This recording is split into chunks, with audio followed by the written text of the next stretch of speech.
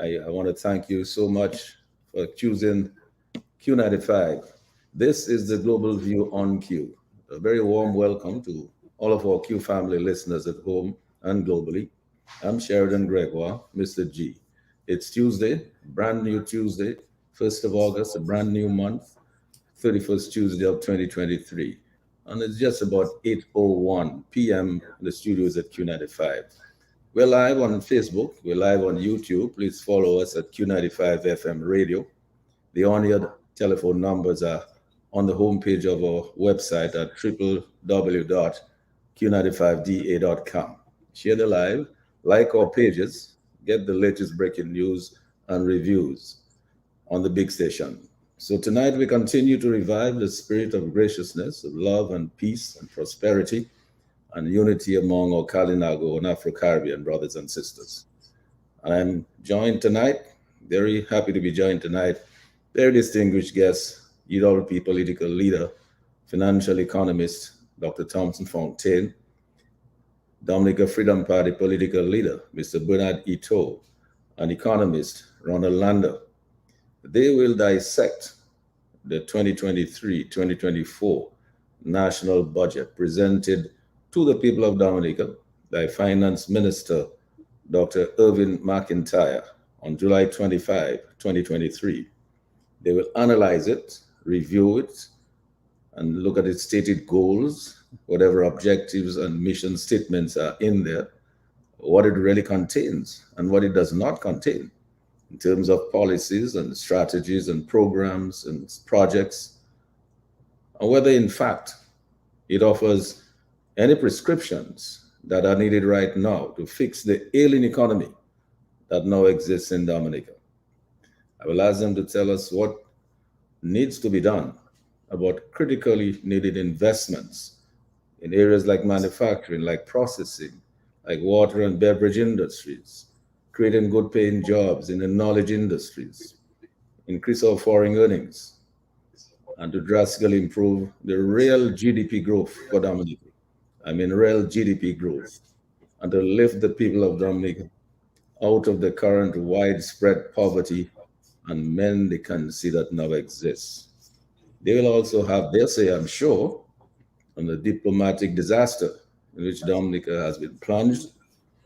They will articulate the major misfortunes I believe we're now facing with more visa restrictions that may soon come from the United States and from the European Union as well, following actions already taken by the UK and Canada after the DLP regime CBI program placed Dominica's regular passports and diplomatic passports in the hands of what they described as unsavory characters, crooks and criminals that our long-standing allies and developed countries consider to be national security risks for their countries because of the failure to perform adequate due diligence. And as a consequence, all kinds of money has been flowing from all kinds of opaque sources to all kinds of people in and out of Dominica, except, of course, to the ordinary Dominicans. They see none of that money. In fact, and they should be the ones who should be the main beneficiaries of the sale of their national assets, Dominica's passport. So yes, gentlemen, I believe the chickens have really come home to roost.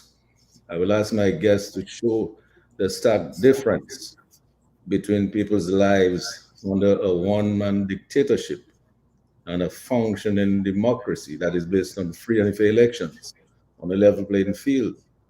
All people's lives are affected differently under a dictatorship versus under good democratic governance, and to show the extent to which more negative international collateral damage from the failure to implement genuine electoral and campaign finance laws and regulations and free and fair elections could create even more detrimental results from the international community. Let me remind you that electoral and campaign finance reforms and free and fair elections are meant to provide good and accountable government that forestalls carefully handpicked thieves from kicking back non-stop billions into overseas accounts and into political party campaigns to keep one party in office for 50 years, maybe, or forever. And be mindful that free and fair elections and democracy is beyond partisanship. Yes, it is beyond partisanship. The cause of nation building is beyond partisan politics. It is about the quality of our sincerity to regain the soul of our country. Too many stakeholders are sitting back, never sharing their views or wisdom or wealth in organized philanthropic or voluntary efforts. Sitting on the fence and hiding in the shadows is no longer an option. It's too late for that now. Most Dominicans believe that now is the time for uninformed action, for informed action rather, by the masses of the people who possess the people power. Time for them to take informed actions. And that is why we're here tonight to provide that kind of information. My distinguished guest, UWP political leader, Dr. Thomson Fontaine, DFP leader Bernard Ito, and economist Ronald. I'm sure they will share their views on these issues and help us decide on actions that we must take on the way forward to secure free and fair elections that will give us good, accountable, and transparent government and return us to the path of democracy, take Dominica from crisis to recovery, and restore the respect of the international community. I'm sure that my guests will also speak about the consequences of tainted elections, as referenced by the CCJ, that result in bad governance, bad consequences, undue foreign influence, and also and hope they will also speak to the prospects of Dominica's future economy and the good governance arising out of free and fair elections. And by the way, I'm advised that the Dominica Business Forum will host a critical consultation this Thursday, 3rd of August. That's this Thursday coming, from 9 a.m. at Pastor Randy Rodney's Truth and Grace Fellowship Global Church on Independence Street in Roseau, to craft the people's draft electoral and campaign finance laws and regulations for Dominica. This consultation will include all political parties, trade unions, other stakeholders, and is expected to produce a comprehensive report as a follow-up to the collaboration among all civil organizations prior to the 2019 elections. I understand that Electoral Commission Chairman, Mr. Duncan Stowe, Electoral Reform Consultant, Sir Dennis Byron, Attorney General Levi Peter have all been invited to participate in this consultation, along with representatives of church associations, political parties, prominent legal professionals like Mr. Julian Johnson, Justice Dr. Irving Andre, officials of political parties and civil society organizations will also be contributing. I'm sure the proceedings of the consultation will be live streamed on radio, Facebook, and YouTube. And I'm sure that the consultation is to focus on a number of things, but one of the things I believe will hopefully come out of it is an agreement on the proposed amendments to the draft legislations and the presentation of final people's draft laws and regulations that can go to the Electoral Commission and the Attorney General for consideration for submission to the Political Directorate for tabling in the Parliament for passage into law. So we all look forward to securing good governance that will stop the hemorrhage in our economy, take it from crisis to recovery, lift the people out of poverty and mendicancy, and improve their daily lives and livelihoods. My guests and you, our cherished listeners and callers who will talk to us later, will make the case for the urgency of arriving at a consensus now and go forward with one crystal clear voice from all political parties, trade unions, the private sector, civic organizations, the churches. Is imperative for the people's electoral and campaign finance reforms and regulations.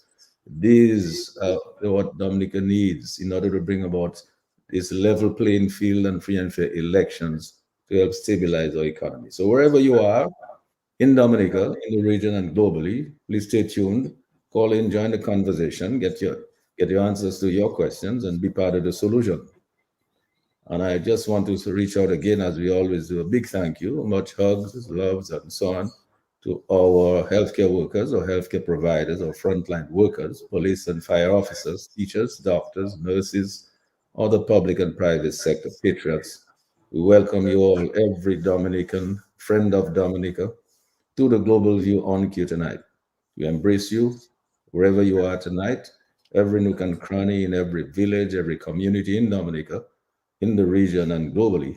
Thank you, Sherwin, keeping us on the air. Thank you, Lambi, on the console at Q95 directing the traffic. We will take your calls a little later. So the people's voice is always a priority with us. Please call us later.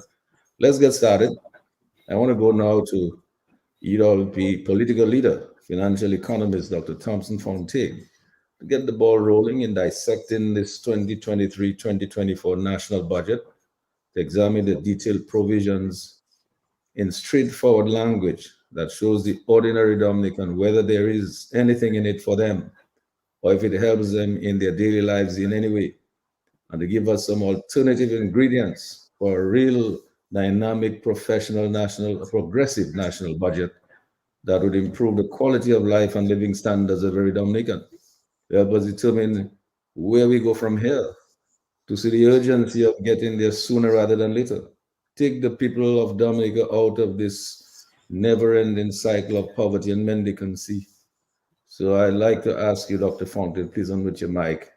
You get the first word. Yes, a very good evening to you, Sheridan, and to my colleagues, Ron and Bernard, and of course, Nambi, and to all of you who are listening uh, this evening to Q. A very good night to you. I'm not sure how many of you have been listening to the debate going on in the House, but from that first day, from that first presentation by Dr. McIntyre, it has only gotten stranger and stranger and stranger. And today I was just walking through the village, meeting people, talking to my folks and so on. And people were telling me, but how, normal persons express that, and they were listening to the debate, and they realized that there was nothing much about agriculture from the Minister of Finance, but they were hoping that our PAL rep, given that she is in charge of a farming community. I mean, that's how people make their daily living. That's how people eat and feed their children. And they were saying, but there was no mention. She never mentioned agriculture, never talked about, what's going on in agriculture, nothing in it for us. And I think that is a general sentiment that you can extend overall, that this budget, I believe, is lacking in so many ways. What the finance minister tried to do is to paint a picture that is not there, is to paint something, to give an ultimate or give an ulterior view of what exists. In other words, he was painting something that everybody was looking at and saying, well, what is that? Nobody recognized exactly the numbers or what was in it for them. And I will go through in the next few minutes, very deliberately, very slowly, some of the areas I believe that we should have been in this budget, and the reasons why I think it should be. Because when you have a budget, you are hoping that it offers something to tackle the situation that the country is facing. The hope is that when the government presents a budget, it is in response to the current day realities, what it is that ails us, what are we trying to do, and what kind of policies can we put forward. Now, as a government, the only real policies that they have is fiscal policies that they can implement, because they're not able to do monetary policy per se, because that's controlled by the Eastern Caribbean Central Bank and the grouping of countries. But when you look at the policies and the problems of of this country, you realize that there is a mismatch, that the issues that we are facing, the current situation in the country that we are facing, has not been addressed in this budget. And I'll give you examples of this. For example, you have a situation of extremely high unemployment in this country.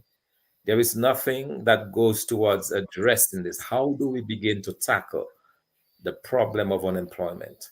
How do we begin to tackle the issue, in particular, youth employment? What can we do? What kind of measures can we promote? Can we bring to Parliament that can get the support of Parliament that we'll be able to do?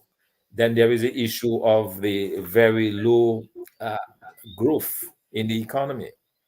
How do we generate growth? What kind of policies can we present that will help to generate some growth, that will help to increase the size of the budget, that will help to increase the size of revenues that the government is getting?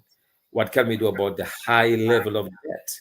How do we tackle this debt? Right now, Dominica has the highest debt to GDP ratio in the entire Caribbean region. It means that we have the highest. Our debt is now greater than all of our output produced. We're now at 109% of GDP. That is frightening. That has its own problems with it, because every year the government of Dominica has to find at least $100 million to repay debt. $100 million. When you consider that you're making about 160 million in VAT, 100 million is going towards repaying in debt. And then you have this huge debt burden. It's a, In addition to that, you I have a think situation. somebody's there's an mic may be echo. on. If you could turn off your mic so that we don't get a feedback. In addition to that, you have a situation where you have a situation where 60% of your revenues to finance your capital expenditures, to finance even your current expenditures, 60% of that is based on the CBI proceeds from the CBI, which is now under attack, which is not sustainable. So it gives us a very important question. What are we doing? Why are we not tackling those issues? Why are we not tackling the issue of this unsustainable CBI debt? Why are we not tackling this issue of the high debt levels? In other words, why is the government not out there trying to see how they can reduce the level of debt, one, and also trying to see how they can not only reduce the level of debt, but also, get some relief on their debt payments, because that's going to cripple the country. How can we, for example, give some relief to public sector workers because they have not received any significant pay raise in over 23 years? How can you change that? How can you allow people to have an income that will allow them to be able to continue to at least maintain their spending of past years? All of those issues are not addressed. So when you look at the budget on its surface, it does not address the issues that the country is facing. It shows that the government either is not able or unwilling to address the problems. And they're hoping that the problems that we face, the problems of high unemployment, massive poverty, ballooning debt, low wages, they're hoping that all of those problems will somehow miraculously disappear. But it's not going to disappear. It is there with us. And they can only get worse the longer the government fails to take action. And that is where I have the biggest worry. I listened very attentively. I read through the budget presentation, and it is clear to me this government does not have the answers to the many economic problems that now faces Dominica. And everywhere that they attempt to address those issues, even in terms of agriculture. So they talk, for example, about having a 700, I think a $700 million agriculture economy by 2030. But there is nothing within the budget 7 years before that will start to lay the foundation towards achieving that. So yeah, it's a goal, but how do you get to that goal? They talk about reforms to the education sector, reforms to the legal sector, but how do you finance those reforms? How do you get the resources to finance the reform? So there is a lot of things within this budget, and as we go through the night, we'll talk more about it. But these are my opening thoughts, opening remarks, in that we have seen a budget that does not offer much hope to the people of Dominica. We have seen a budget that is devoid. It has absolutely no semblance of any serious approach to tackling the many problems that now confronts Dominica. And that to me is extremely worrisome. What this tells me is that our situation can only get worse. What this tells me is that poverty can only increase. The level of unemployment can only increase. Our debt can continue to escalate because even, Matthew, even with all of these incomes we are talking about, they're still going to be borrowing, according to this budget, they're still going to be borrowing $95 million this year. So the debt levels are going to continue unabated. So we're going to be in a situation where we are under an increasing burden of debt. We are facing a situation where our private sector continues to get smaller and smaller and smaller. The private sector has absolutely no relief by way of tax relief, by way of any kind of incomes policy, nothing that the government can direct the way of the private sector to allow them to employ persons, to allow them to take up some of the slack that now exists. So that tells me, Mr. Gregoire, that we're in for a very rough and difficult time in Dominica. We will continue to see growing levels of poverty, growing levels of decline in our real income, decline in our real wages, and it can only get worse from here.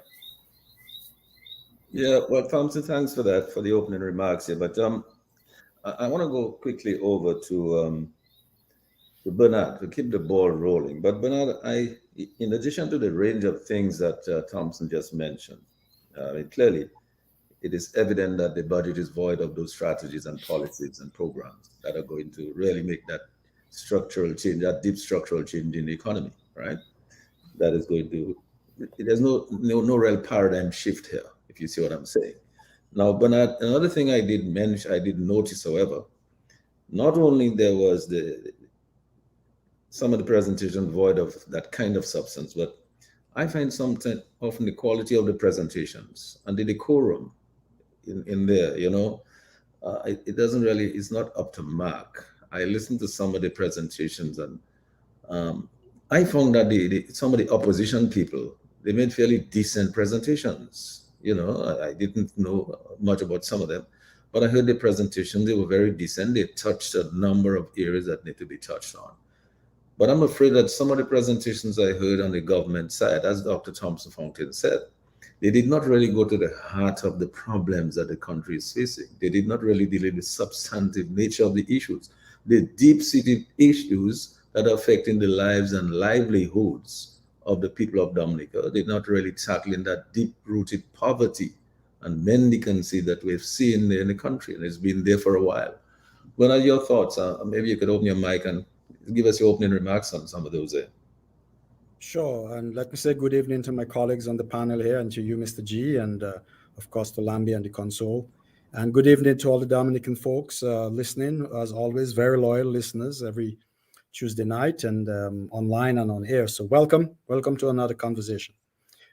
Thomson is correct. I mean, when you look at a budget, you really have to, especially the budget of a developing country, there has to be something to that budget that is transformational. To me, one of the criteria for the country, or budget of a developing country in particular, a small island development state, is something that is transformational and an ongoing series of transformational events that can move us from underdeveloped to moving towards a developed country. And in order for that to happen, you have to have a coherent, strategic, innovative vision of what you wish the country to be. And not only must you have that vision, your budget must be able to reflect that vision, crafted around that vision, and fully explainable to any man on the street what the vision is. So to me, that's the first criteria of an effective budget for a developing country: a transformational vision and a transformational objectives and goals. The second criteria is, are we in fact transforming those visions, those goals, those statements, all the things that the finance minister stated? Are we translating the monies, the dollars, into real outcomes?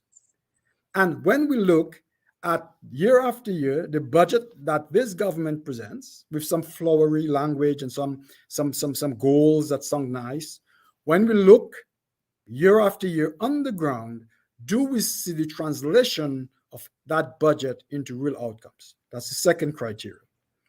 And then, of course, the third criteria, and Thomson dealt with that and talked some of it, is fiscal responsibility.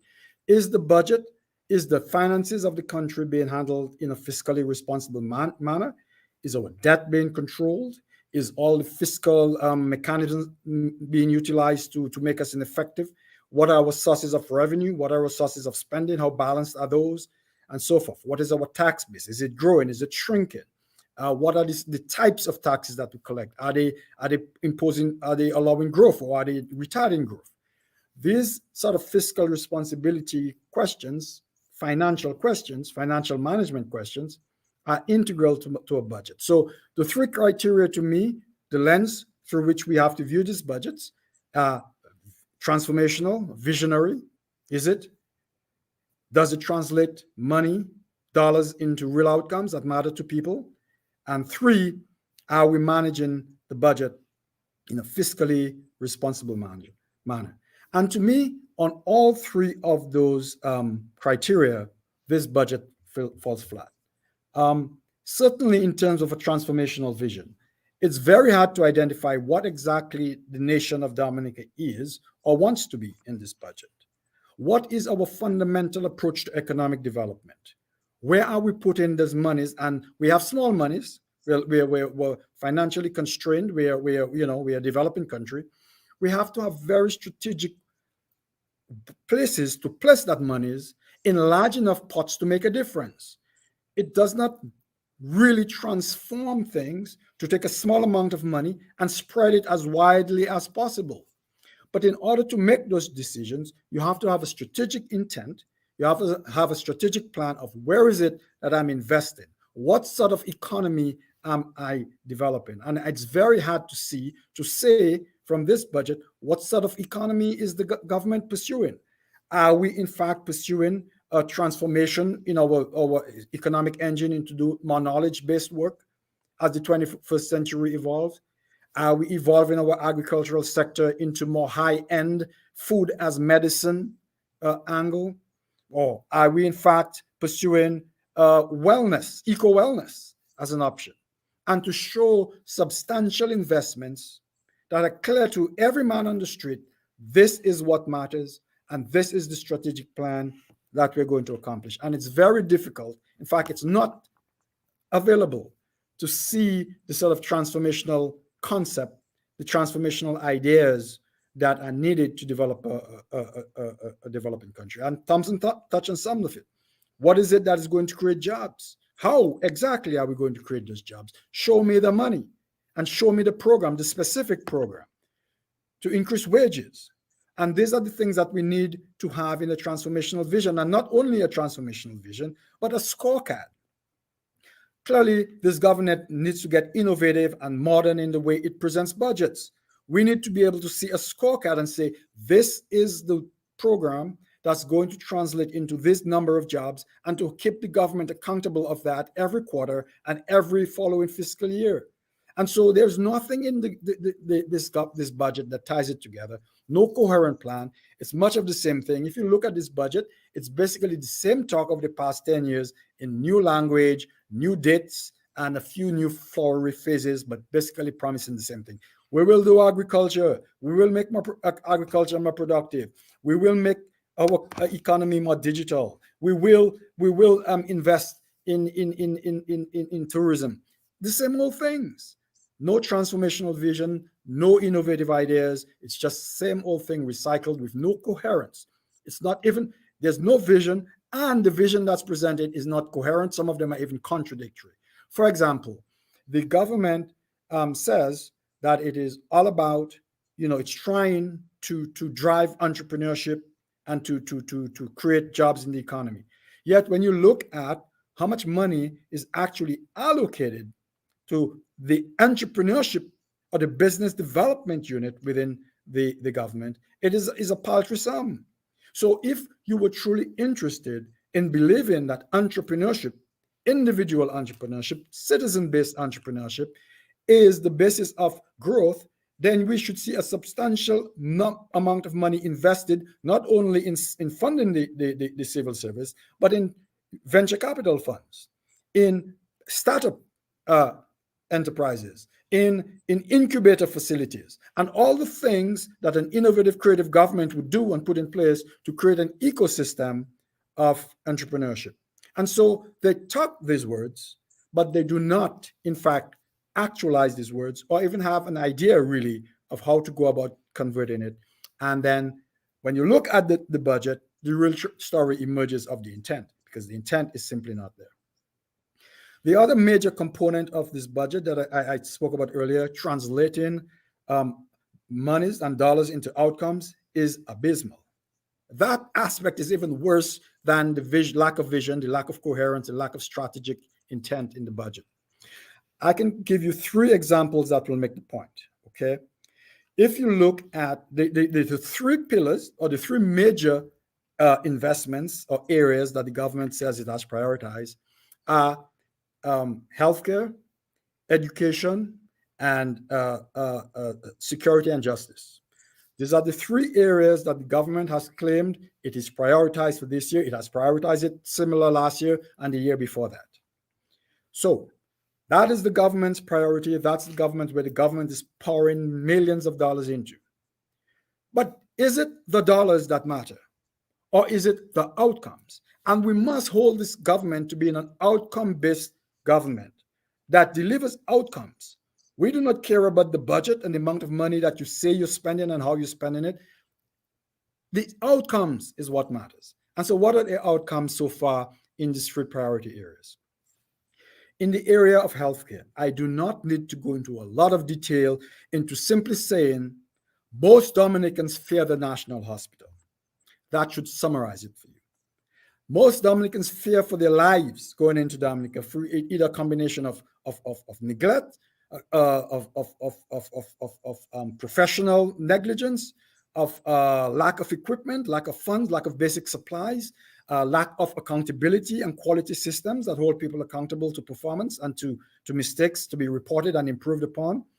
All of those things, the socio-technical system within the hospital is very questionable, and they lead, therefore, to poor outcomes. And so while the government wants to cover our eyes and point us over there, look, over there, that shiny wall there that I just built, or these new steps here that I just polished, or this new shiny piece of equipment that I just dragged in from the basement, while the government wants us to look at those inputs and look at those things, it wants us to avoid and not even talk about the outcomes, which is what they are really responsible for. A devastating outcome that illustrates where we are in the healthcare system is infant mortality rates. Now, infant mortality rates is used globally as an indicator of how broadly available and effective and accessible your healthcare system is. All over the world, for decades, infant mortality rates have been declining. That is what has led to a real increase in human welfare. The declining infant mortality rates, people can afford to have less children because their children survive longer. Therefore, overpopulation is improved, and a whole host of positive things is reflected. Infant mortality rates itself is important, but it's also a reflection of the health of the health system. In Dominica, right now, as we speak, infant mortality rates are at an all-time high. I have looked at the data from the World Bank, and I'm sure the government will start coming up. In fact, just today in Parliament, they spoke about, we wonder about these numbers. But if you look at the numbers, infant mortality rate is the highest it has been in almost 50 years. And infant mortality rate, if I could share a slide here, I would show you a steep increase from when this government took over to now. A very steep increase. Dominica, therefore, is one of the few countries in the world right now where infant mortality rate is increasing. A problem that the developed world and the developing world thought they had conquered. A problem that we thought was behind us as a nation. A problem that the world thought was over. In Dominica, infant mortality rate is on a steep increase. The highest it has been since the early 80s, almost 50 years. And so that tells you that there is something broken in the system. Primary health care is not getting funded, or if it's funding, it's not being effectively delivering service, or we're not focused on the right outcomes, or we're not doing the preventative care with families and pregnant women. We're not doing the things that we need to do to convert these funds into outcomes. And one is left to wonder, but where is the money going then? Where is the money going? But we know we don't need to answer that question to realize it's an important question, but we know on the ground results are not being realized. Cancer rates too. Every day we hear about some young person dying from cancer. It seems to be of epidemic proportions. We'd have to do the study to understand it. But certainly, it's very suggestive that cancer rates are on the rise in Dominica. Yet there is not a single allocation in the budget to one study, to one council, to one understanding of what is going on with cancer in Dominica and how to do about it. And so this illustrates to you that there is simply the outcomes in healthcare are not there to be had. Yet the government boasts we have an outcome comparable to many developed countries. Everyone knows that's laughable, and that is almost enraging for those folks who have to run down to Jolly's to buy a paracetamol or to get some gauze, or to get any simple supplies to provide care for their family. And the government seems to agree that the outcomes are not there because you know what? At every opportunity, they run away from Dominica with themselves and their families to seek healthcare elsewhere. So they know the outcomes are not there. They themselves are afraid of the national hospital. The second area that I will address is just the issue. They say they're invested into security and outcomes. But look at the outcomes in security and safety and judicial outcomes in Dominica. Again, it is abysmal. A place that used to be peaceful, where you could leave your doors open, where you felt safe, is now a place where I dare not leave my door open. I think every Dominican feels threatened, at threat. Crime is rising. Murders are happening. Just last few weeks, we had a few. Before that, we had some. Before that, we had a gentleman chopping his lady's neck off. And before that, we had more a shooting at a gas station. Everywhere in Dominica, our sense of safety is deteriorating. Yet this government says it's putting money into safety. What are the outcomes that it's delivering?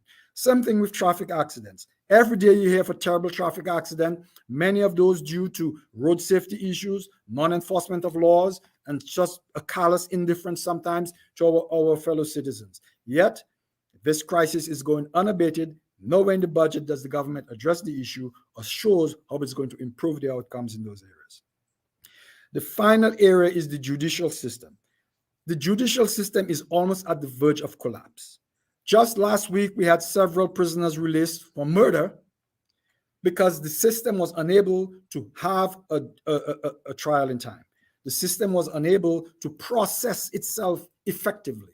It was simply a breakdown of professionalism and seriousness in our system. We seem to be a magie country right now. We can't even prosecute cases. The systems are not upgraded. Technology is not upgraded. The staff is not hired. Attorneys are overburdened with a workload, and there is no mention in the budget of how exactly those issues are going to be addressed so that we can have good judicial outcomes on our island. But without a good judicial system, people lose belief in the system because they believe if you're powerful, you will get away. And if you are not, then maybe somehow you will be screwed through the cracks of the system. And so in all those areas, the government simply fails to deliver outcomes. Let me say this last thing, which is dealing with the fiscal responsibility aspect of it. So we looked at the vision, it's not there. We looked at the outcomes, it's clearly not there. If it's not there in those three major areas, then you can imagine the rest of the output of that budget. Fiscal responsibility. If you look at the budget, 60%, as Thomson indicated earlier, almost 60% is coming from CBI passport sales. A system that is under threat right now, not sustainable, and doesn't really create any productive capacity in the country. In fact, the CBI passport sale program is a moral hazard. What it does is it is just like you eating junk food. You're not exercising, you're not doing the right things, you're not getting stronger, you're not getting more capable of doing work. You eat junk food and you lay on your couch and someone gives you some money because they found a few stones under your house. They can sell it for money. You lay on your couch, you do. When the stones run out, you're in trouble because now not only no more stones, but now you are feeble, unable to work, weak. And that is the situation we are now. Dominica has not invested in human capital. its productive structure, infrastructure, its marketing infrastructure, its ability to innovate and to create. None of those aspects that are needed for a country's citizens to create wealth out of their imaginations and their strength and vigor. All of those things are enfeebled because we are depending for almost 60% of our national budget on rent income. The technical term for this is rental income, because we don't do anything productive to earn it. And so that's where we are in terms of this fiscal situation. The anemic nature of our economy can clearly be illustrated if you look at the amount of tax that's collected from individual income taxes and business income taxes. In the combination of those both areas is less than 10% of the budget. Can you imagine that? Less than 10% of your budget comes from the productive activities of your nation in terms of business profits, personal wages that are sufficient to cross the threshold of income. And if you look at any developed country, the United States, for example, over 50% of the budget comes from productive work of its economy. It's a dire situation. Then the next 30 to 40% of the economy, the budget comes from what? It comes from repressive and oppressive taxes. So they do not enlarge the productive sector, which is less than 10% of revenue. They try now to go to the ports and put extremely high import taxes and VAT taxes. They put VAT on everything possible. But those things, rather than grow an economy, strangle an economy, because an entrepreneur will not consider certain ideas as feasible if your port charges are too high, your VAT is too high, the product is too costly, no one has money to buy it, and so you lose that opportunity. And so in every way you look at how this budget breaks out, it is just, from a fiscal point of view, it is chaotic. Thomson covered the debt issue. I will not go into this in any detail again, except to say that with such a high debt ratio, it is even more alarming because it is a debt ratio upon the back of a very weak, unproductive economy. Some nations have high debt ratios, but they're able, with their economic strength, to believe that they will be able to service this into the future, and they can maintain the confidence of international bodies who grant loan. Dominica is in no such situation. We have a very anemic economy. We have an economy where 60% is about to shrivel up if, for some reason, CBI goes away. And then we're left saddled with one of the highest debts to pay back in the nation, after raising allegedly almost $9 billion in funds over the past several years. So in every aspect, this budget is a disaster. It reflects really the budget itself and the numbers and the words. If you dig into it, it reflects a disaster of governance, economic vision, and good principles of development in a country. And so that's about where we are. That's about where we are with this. Yeah, very well said, Bernard. Very well said. Ronald, we're going to take the people's calls later, Lambi, of course. But when you start calling, we'll just make us a sign and we'll take the call. But Ronald, when you're planning and you're budgeting, sometimes you do projections. You say, I have a vision, I have a mission statement. I set some goals and objectives. Some are more long-term, some are more medium-term, some are more short-term. But in essence, you make projections and you say, okay, that is where we want to be in 5 years, whether it is in terms of foreign earnings from exports in sectors A, B, C, D, in those products where we have any competitive international advantage. And so you make those plans, and then your budget now would reflect, you would put your money where your mouth is, where your thoughts are, where your mission and your vision is. So you put your money to that and you say, you have to create a yardstick to measure outcomes that you want. And to say, okay, this is the outcome that I want, and this is the yardstick I'm going to use to measure that I got that result. I don't think we've seen that in that budget, Ron. What I think we've seen too is that, let us say over the last, if you want to take the last five budgets, it's difficult for me to understand what was achieved in terms of a long-term plan, what was achieved from year to year. So you see figures coming out, but you cannot see, okay, so this year we achieved this year we achieved that, and that, and that in those years, and that's how we're building. Foreign earnings are not there. But the worst thing of all, Ronald, and I wanted to put that to you, is that what we're noticing is that in some critical areas where funds are allocated in the budget, a significant percentage of those funds are not even utilized. And you wonder why. And not only that, but you find that within months, further requests are coming back to Parliament for supplementary estimates. So you wonder why you're going back for supplementaries when you're not even utilizing what you have already budgeted for. Let me go over to you and share some of your wisdom on those things with us, Ronald. You need to unmute your mic. Thank you very much, Sheridan. And I appreciate the contributions made so far, the high quality contributions. And I hope I can maintain that high standard. Sheridan, you seem to have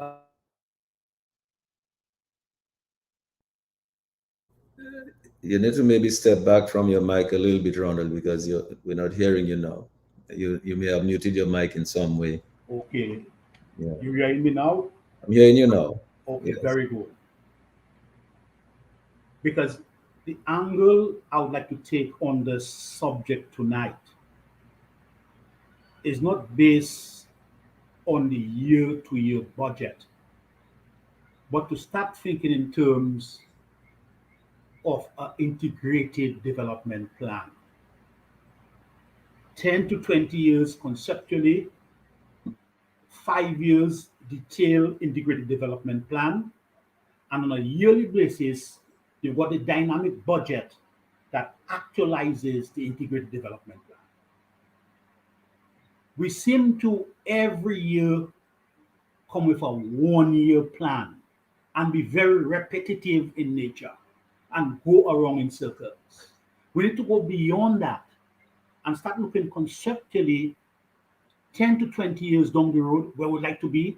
And this government has been in power now for 23 years. So conceptually, we want to see how we want to be 10, 20 years down the road, and in a very detailed way, where we'd like to be in 5 years' time.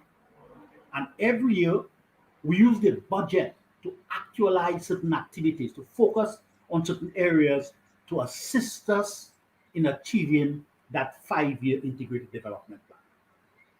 We need to focus on our distinctive competencies and our natural endowments.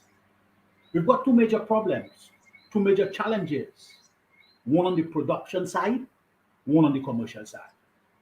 And if we continue going on a year by year trying to solve our problems, we'll get nowhere. As you correctly said, even you got a year plan, you still come back for supplementary estimates, which shows major deficiencies in what's happening.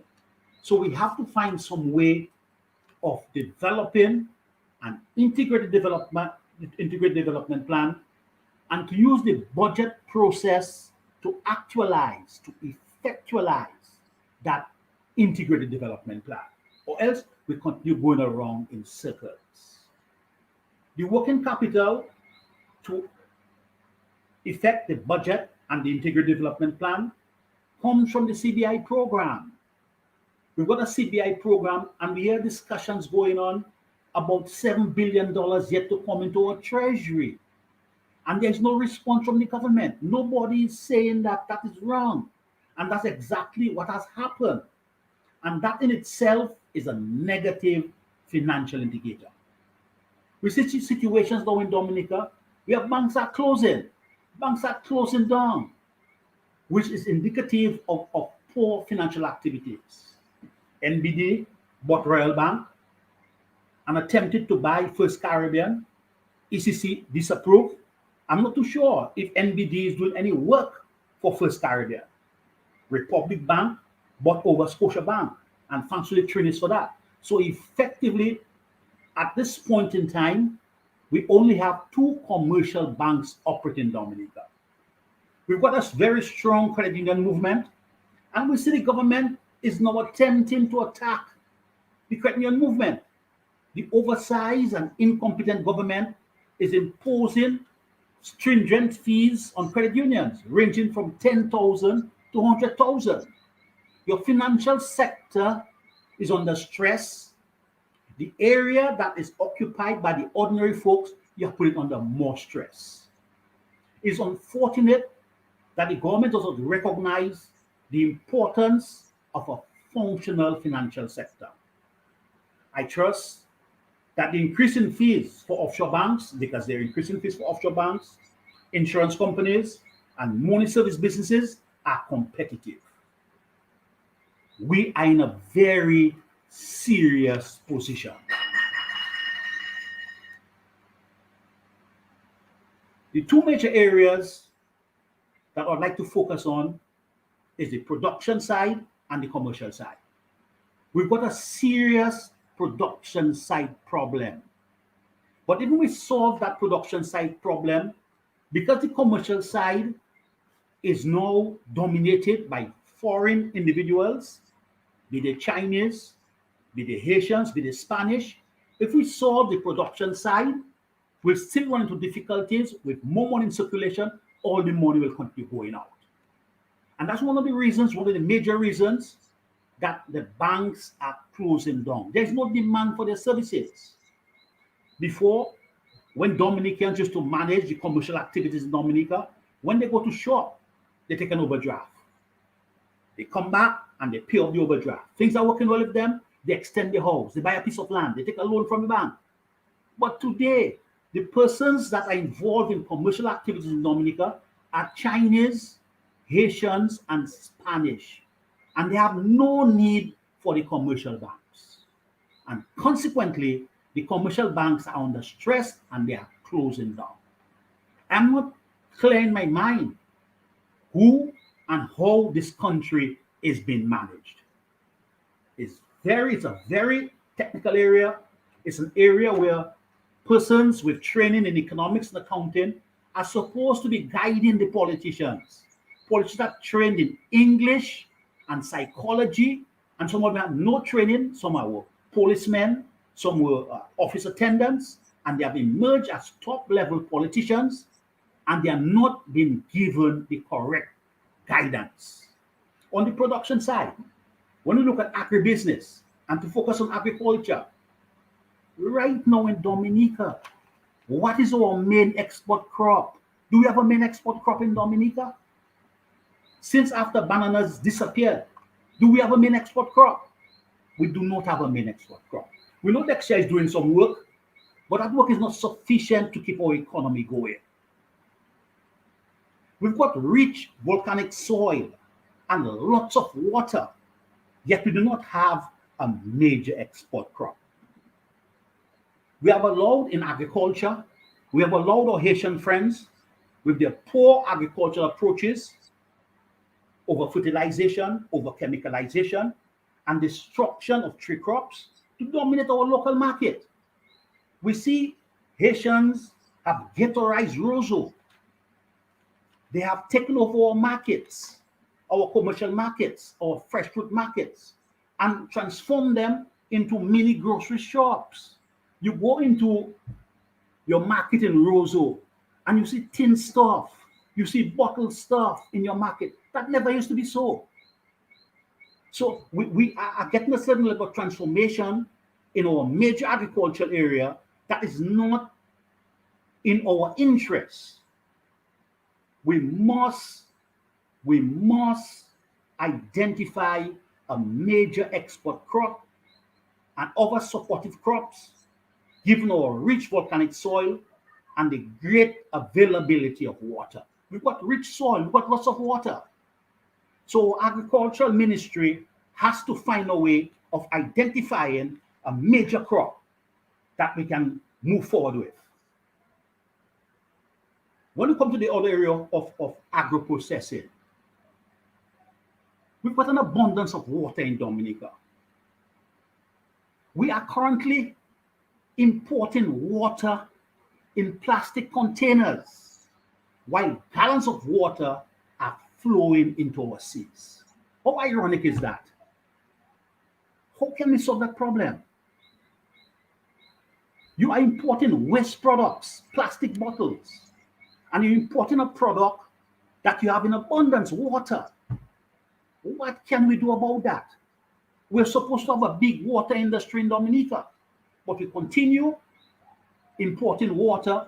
Even from Antigua, we import water. And we look at water-based products like soft drinks, we import from St. Lucia. I remember in my young days, there were 2 soft drink factories in Dominica. There was a Coca-Cola and another factory, Juicy Factory. Today, we import water-based products, soft drinks from St. Lucia. How can the government engage some entity, given the excessive working capital that's available from the CBI program, to assist us in getting those industries going? Water-based products, water products, and more importantly, Kubuli beer. We are importing Kubuli beer from St. Vincent. Whatever happened to us? Whatever happened to us in Dominica?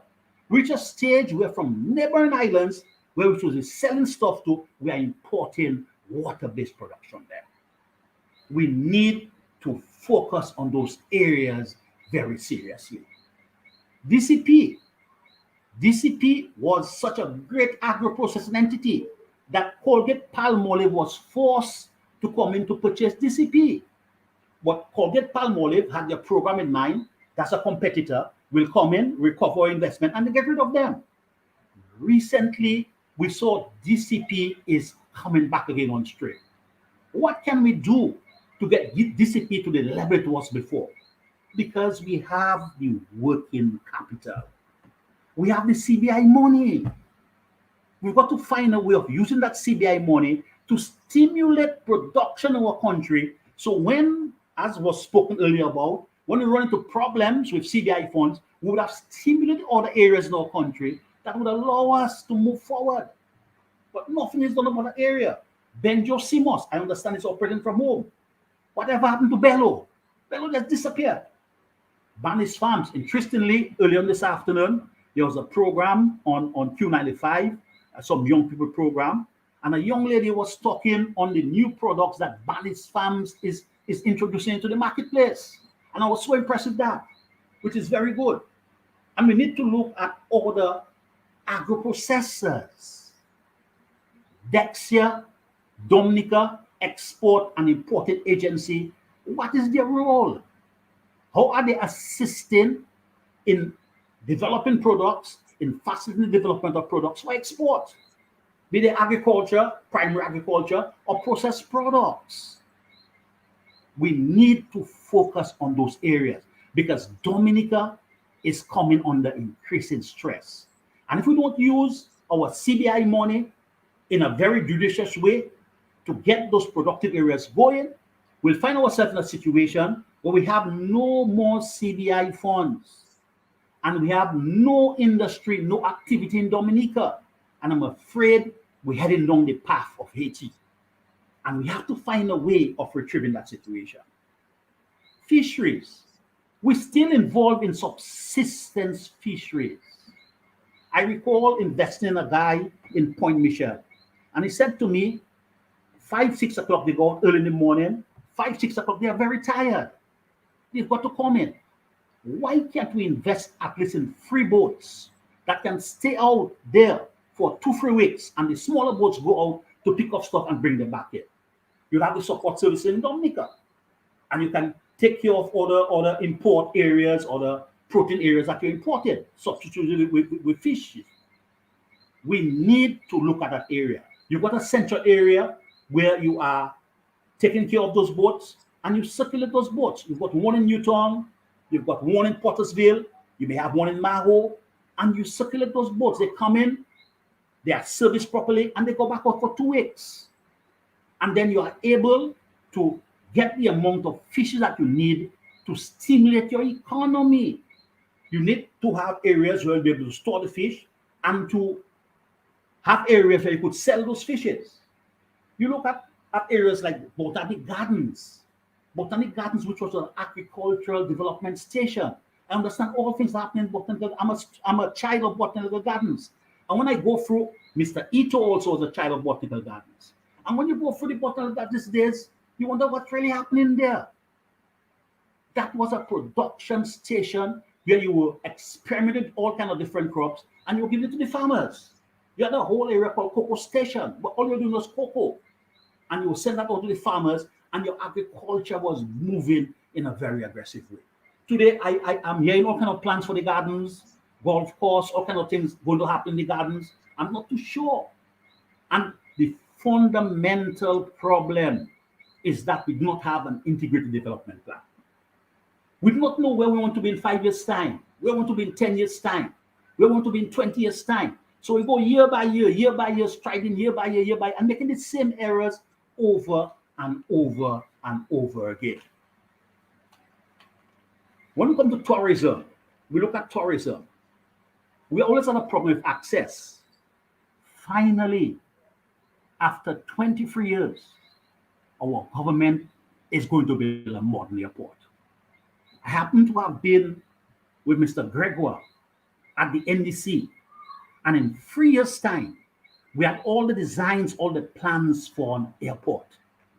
This government, after 23 years, don't have any design, any plans for airport, but they are expending an excessive amount of money. They're bringing all kinds of equipment with no designs, no plans. And I'm wondering what's going to happen. At the same time, an extension is being done with Melville.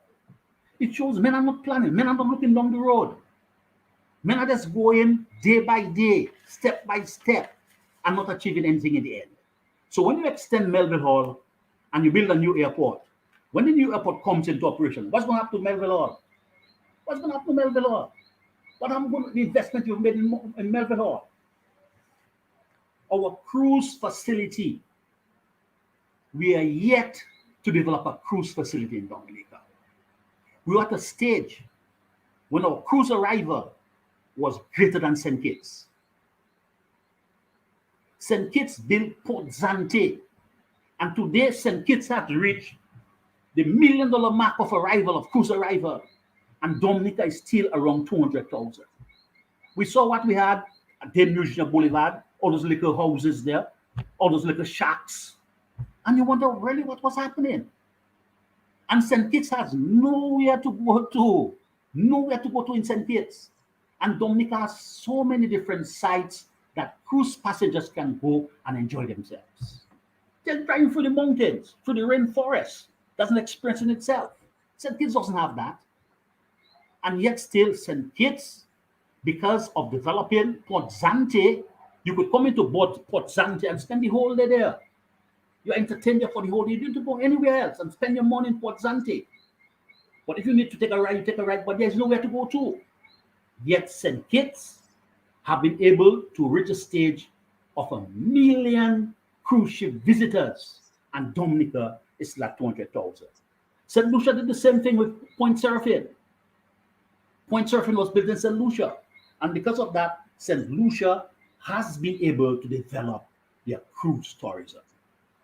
And the fundamental reason why Dominica cannot deal with those problems is because our budget, our 1 year plan, we continue doing every year a 1 year plan. We are short-sighted.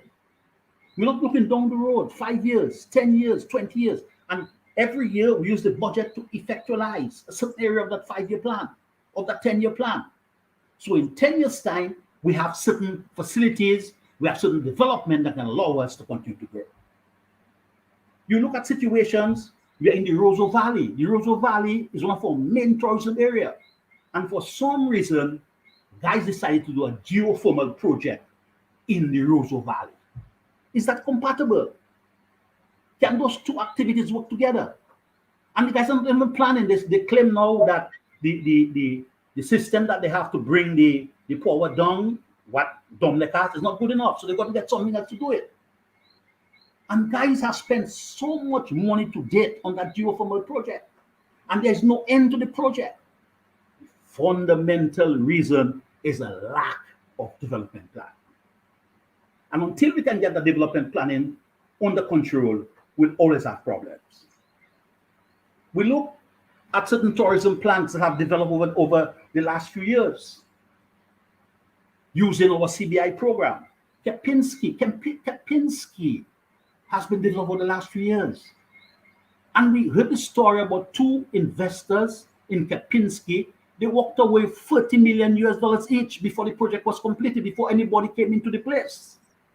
And our ambassador in the US challenged them. He said, 5% of that is mine.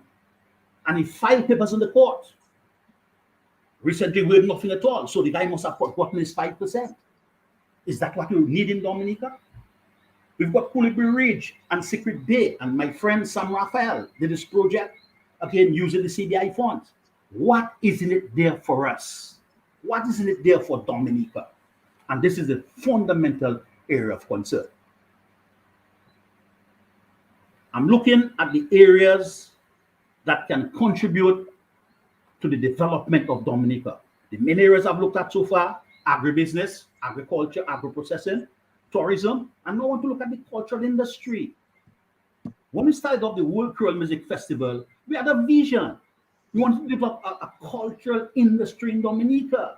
Ronald, can we come back to that a little bit? Because I think there's a lot to be said on that side of it now, the positive side, where we should be going, where we should have been heading, where the plans should have been going, the long-term plan, because after all, a government is elected for 5 years. So at least you can do a 5-year plan, because you know you're going to be there for 5 years. So at least you want to know you're going to achieve certain things by the end of 5 years. When we were at the NDC, we did planning.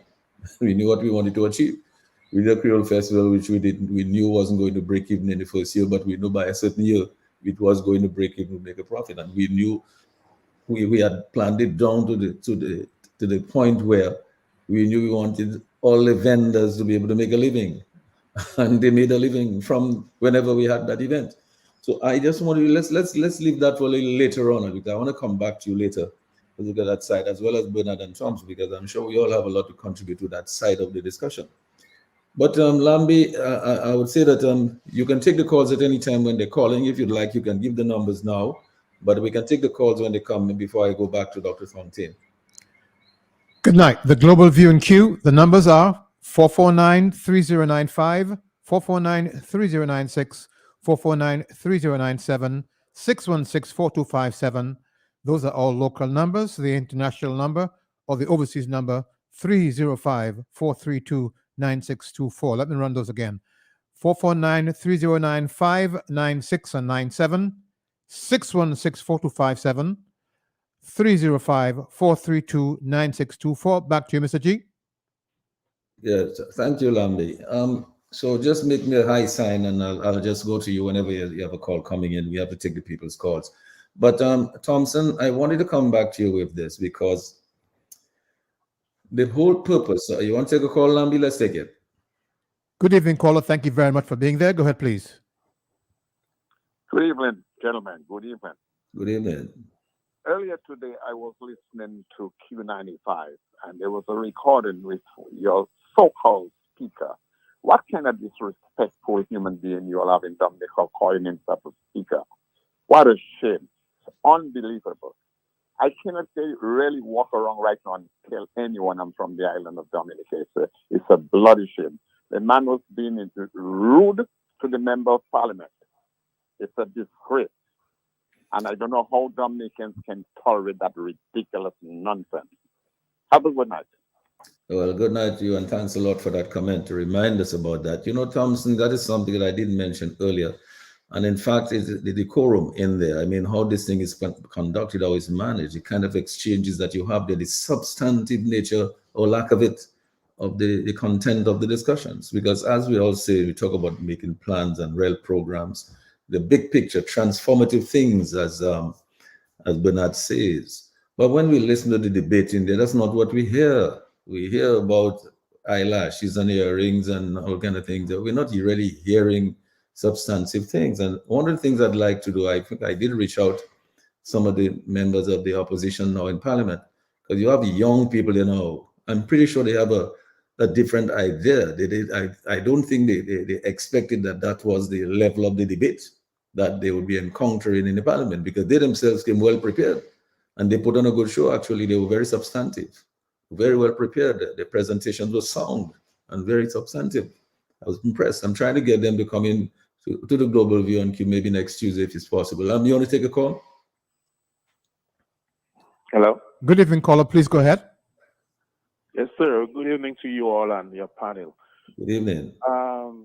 I don't know, man. I think we, like persons like on your panel and persons like Lennox and, guys that really want to put country first and really be disciplined and showing statesmanship.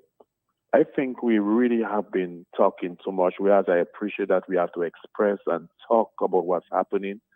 But I think we need some real solid soldiers to really demand that we need answers, take on the streets and do what we have to do. Because I mean, we really settling for these guys will not change. These guys are really and have proven to us that the only way that we can get our beautiful country back and to get the young persons and people to see a level, to see the horizon where that can have success, that the poor man can rise, is for us to demand by taking on the streets. We have tried all kind of means. We have tried all kind of ways to be disciplined and have an approach to even try to speak to these guys to see if these guys will change the direction of their mentality of being so greedy. And these guys just take everything that intelligent people say. People that love country, because what you all are doing is because of love of country. Like Mr. Gregoire. Mr. Gregoire don't have to be involved in all of that. I mean, Lander and everybody. I mean, we still have to say, you all are still trying to keep hope for the young youth and for the generation to come. But we need to take on the streets. We have to be bold. We have to demand. That's why I said Mr. Charles Savre, because with the utterances of Charles Savre, when he speaks, you listen. That's why he make Charles Savre where he is, because Charles Savre would have been out of that. He would have maybe have, a 79 or what go on, People have to really demand they take on the streets and ask questions. I just don't know what keeping us from that direction, man. It's time for that, It's time. We try everything else. You all come with all kind of good programs, try to educate the masses, but something is just blocking the direction while they move on and think that we are weak and taking our kindness or weakness. Have a blessed one, you all gentlemen. Have a blessed one yourself, and thank you for that comment. Thomson, what Mr. Charles Savre had going for him at the time, he had an environment that was more enabling. People were independent, and people were strong, and they didn't have that level of dependency on the regime in office, and also he had this thing called a constitutional cool wash brigade. That is one of the things that he had going for him as well. Now, Thomson, I started to talk to you about these young people. Now, the caller is right. We've been doing a lot of talking, a lot of information and education, but I think some of it is really taking effect, because you can see young people are stepping up now. Many of them, new voices, new people are coming into the picture. And I was happy to see what happened in the parliament with these young people making their presentations. It was very, very impressive. And as I said, I would really like to bring them here for them to explain to us what was their experience in there, what they really thought about the budget, how they thought that budget was going to impact the lives of young people for the next 5 years and whatnot. How is it going to take them out of poverty, create the jobs and the foreign earnings, transform the structures of the economy, really dig deep into the productive sector. How, in fact, it is providing the venture capital and the entrepreneurial funds that Landa is talking about and so on, and Bernard is talking about.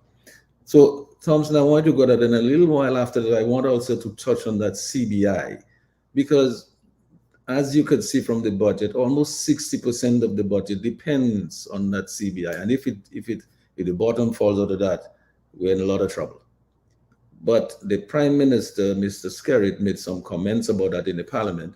And as we go along, I will want to touch on one or two of those comments and to really ask the question, why now? Why is it we had not done those things long ago when they were the right things to do? Now that the British are down on us, the Americans are coming to you. Now we're talking about planning to do them after how many years? Thomson, let's go over to you. It must be very discouraging for these young opposition MPs to be in Parliament having to deal with the level of debate, one from the other side, which I think is really laughable.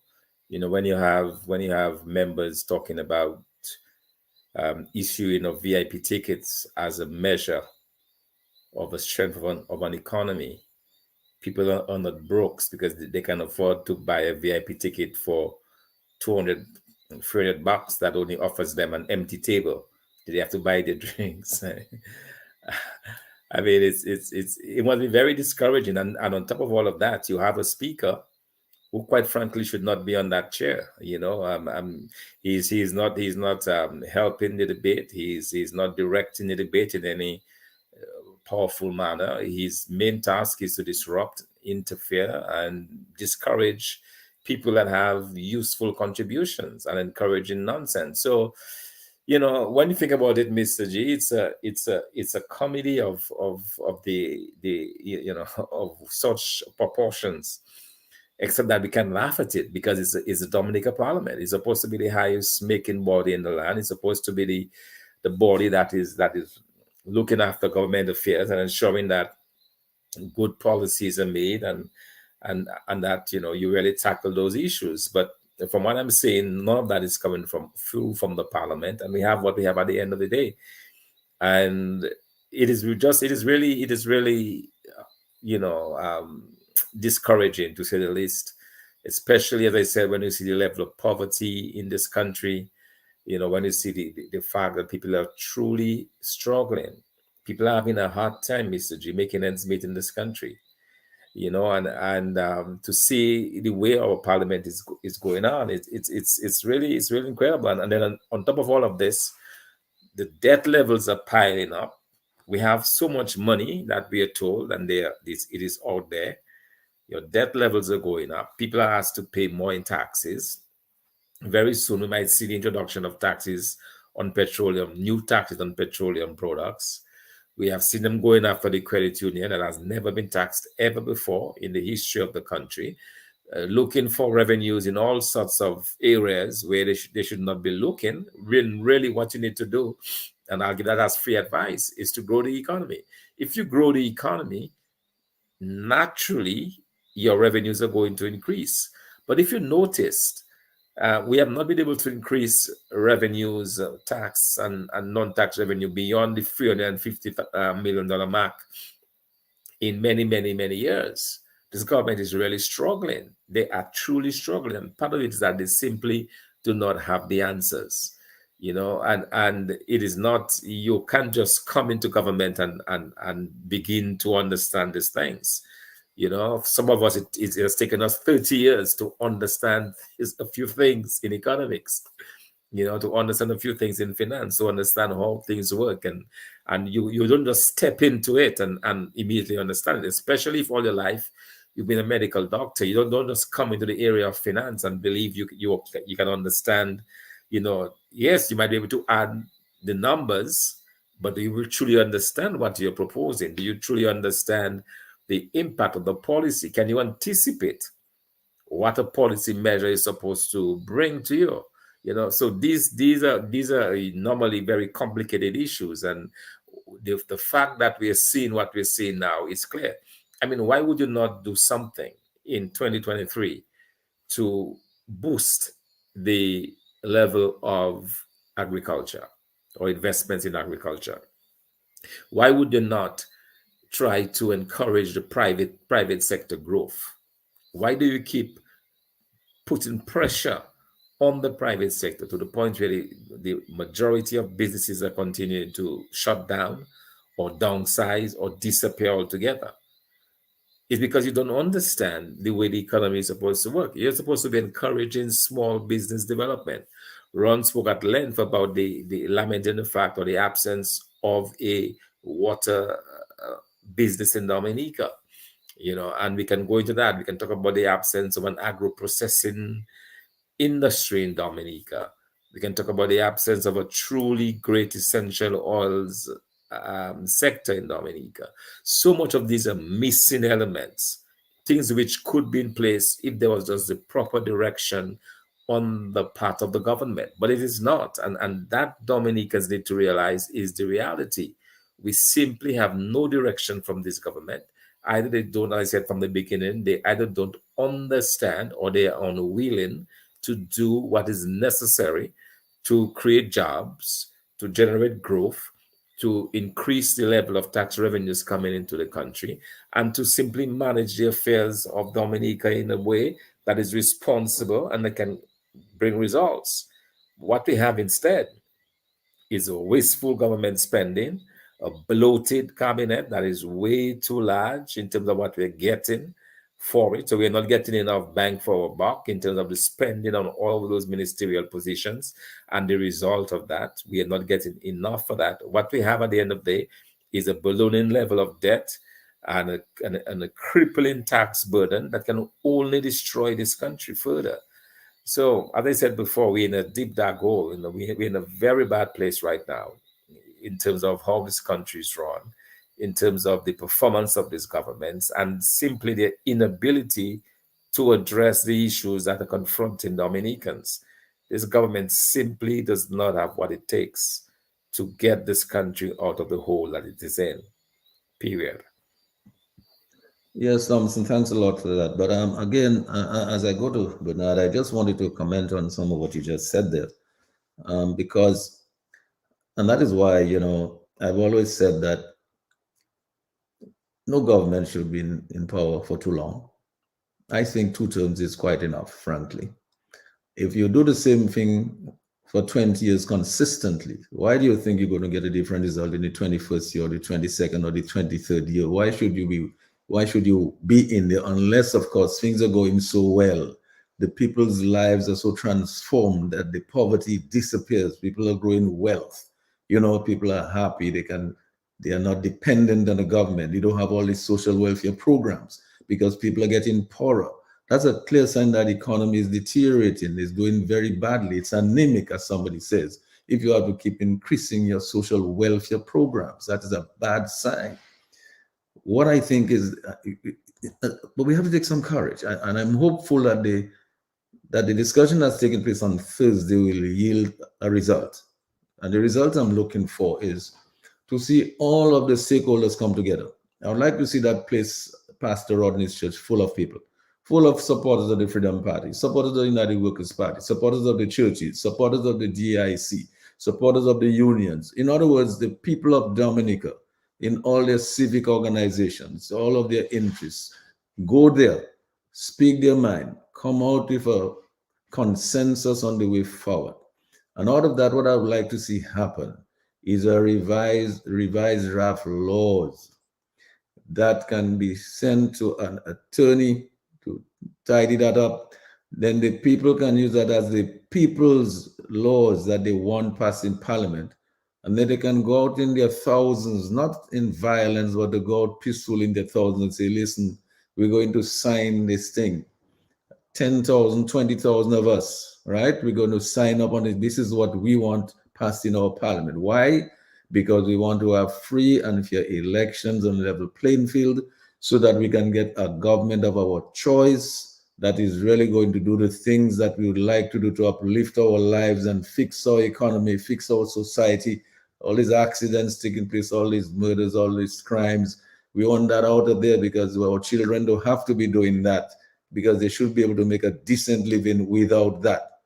I mean, why not grow the cannabis industry and extract the essential oil, the oils from that, and let some of our young people get wealthy rather than have them smoking by the side of the road and blowing smoke in people's face and deteriorating their own health. The hospital, I'm sure, is getting quite a number of these people because obviously you put in smoke in your lungs, it is bound to impact your health. That to me is a bad option. It's a poor choice. Do something about the cannabis. Let the people extract the oils and convert that into this and send high value product and sell it to the world. The world wants those products. They're good medicinal products. I wanted to say that, and Bernard to say too that, because again, and I want to link that budget process or the lack of it to the whole question of electoral reform, to the whole question of where do we go from here? Because we can't continue doing what we're doing. I mean, it's a disaster. Things are just falling apart around us. And we can see it everywhere. If you probably walk around Roseau and stand up by the stores, you're not going to hear many of the small, you're not going to hear the registers, the cash registers, many of the small businesses clicking. You might have 1 or 2 clicks in a day. The money is not there. Why? Because as somebody said, we're sending all the money out. It's being repatriated. We're not growing the productive sector that can export and earn foreign earnings outside. Instead, what we're doing is exporting the little money that we have there. And the third thing is that the CBI funds are not coming into the country. They're outside in accounts, obviously, because the number of citizenships that we're selling, I mean, it does not account for the money that's in the treasury, that's coming in the country. So it seems to me something needs to be done about it. I think you cannot keep a government in there so long. They get so used to it that after a while they stop doing the things that need to be done. It's not their fault, it's only human nature.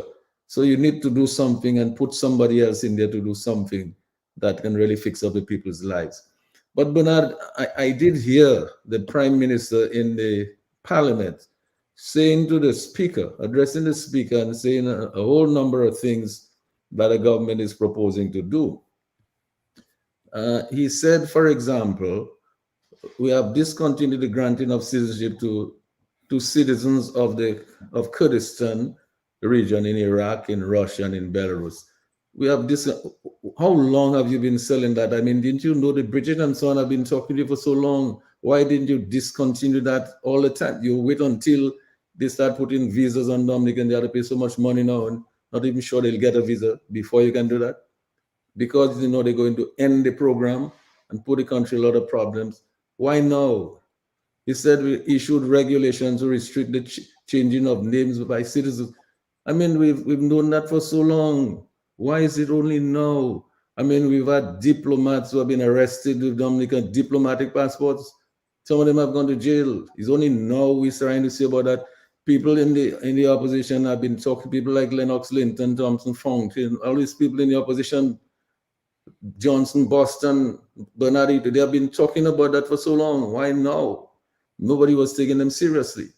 Then there's another thing I heard said, we issued notices of our intention, you know. We have not done it, you know. If it of our intention to revoke the citizenship of citizens who made false declarations or misrepresentations regarding the application for visas in partner countries. You know, come on. I mean, you only intend to do it, you haven't done it yet. After all these years, if people have been asking you about it, you agree that these people have been talking to you for months now. You still haven't done it. He said, no, he said, remember, we are supposed to have the finest due diligence in the world. We employed so many great people, but yet this, in addition to the due diligence checks conducted by the international firms in the US and UK along with the JRCC, we engaged Dominica's financial intelligence unit to assist us with the due diligence process. Only now we're talking about the FIU, Ronald, I'm sure we'll have something to say about it. Only now all those things coming into play at the brink, when the thing is at the brink. He told the Speaker in the House as well, we have striven to remain on the cutting edge of the industry, changes and requirements, and have been responsive to the requests and concerns of partnering countries, government, and other entities. If you had been responsive, they would not have terminated this visa thing. You were not responsive, and that's a problem with us. We're in denial. And he says, I am disappointed that in the eyes of the UK government, we were slow to respond in a comprehensive manner to concerns that impacted the security and other interests of that sister country and esteemed trading cultural ally. You cannot act as though you're surprised. I mean, how can you say I am so disappointed that in the eyes of the UK, in your own eyes, you didn't see that you were too slow in responding? After all these years, everybody telling you about it.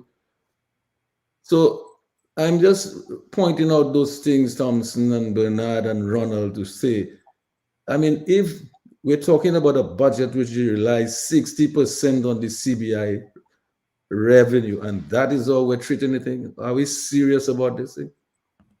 So now we are talking about in the upcoming months, we'll recruit an internationally vetted and respected management oversight team to advise on and oversee continued changes to the management operations. Didn't we just change a manager? I understand we have a new manager. What is it talking about an international team? We'll revoke the citizenship of those found to have made false declarations. You still will revoke, you have not yet revoked them.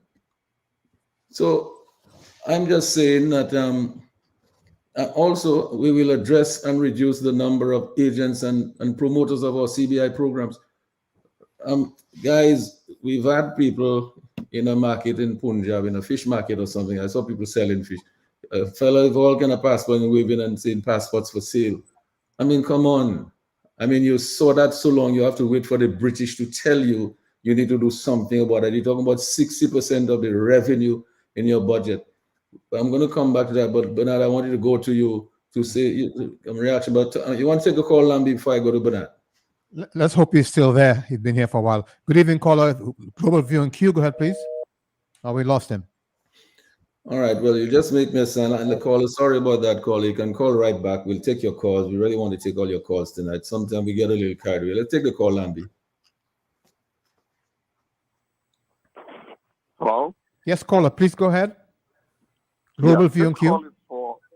This call is for Dr. Fontaine. Dr. Fontaine, is Dominica getting money for the passports that they are giving out? Because according to the idiot who calls himself a speaker, passports are not being sold. That's what he said right in the parliament. Passports are not being sold. So what happened? The passports are being given away for nothing? The books are upon Dominican sort. I've been with some macaque. Thank you. That's for you, Dr. Fontaine. You wanted to answer that? Yeah, I mean, it has been sold. We are in the passport selling business, period. You are giving people passport, they're giving us a certain amount of money for it. You are selling your passports, period. We call it CBI, we call it in different ways, but at the end of the day, that is what you're doing. You're giving a passport in exchange for a certain amount of money. That's it. Call is correct. I'll take another call, Lambi. Good evening, caller. Please go ahead. Yes, good evening. Good evening. I was so disgusted about that speaker one of those days when that senator was doing his presentation, when he telling him that passports are not sold. So what he's telling us, the passport is given away free or they ready in it. And I mean, to be lying for people like that and the whole world is good. To me, that speaker should even come out on this year. He don't want to be in that year. Well, thanks a lot for that, ma'am. I appreciate that. You want to take another call, Lambi? Yeah, the person was there, but the person's left. So go ahead. Go. Here's what I just wanted to say to that, Lander and Thomson and Bernard. Go ahead, right here. Take the call, Lambi. Yes, caller, please go ahead. Yeah, Lambi, and everyone in the house. Good evening. Good evening. And I'm glad Ron is there tonight too. We keep talking about the economy, and we have a fundamentally wrong problem in Dominica. There's no policy economically in Dominica. We're running a merchant class economy run by a few Syrians, and the government has no policy aimed at wealth building.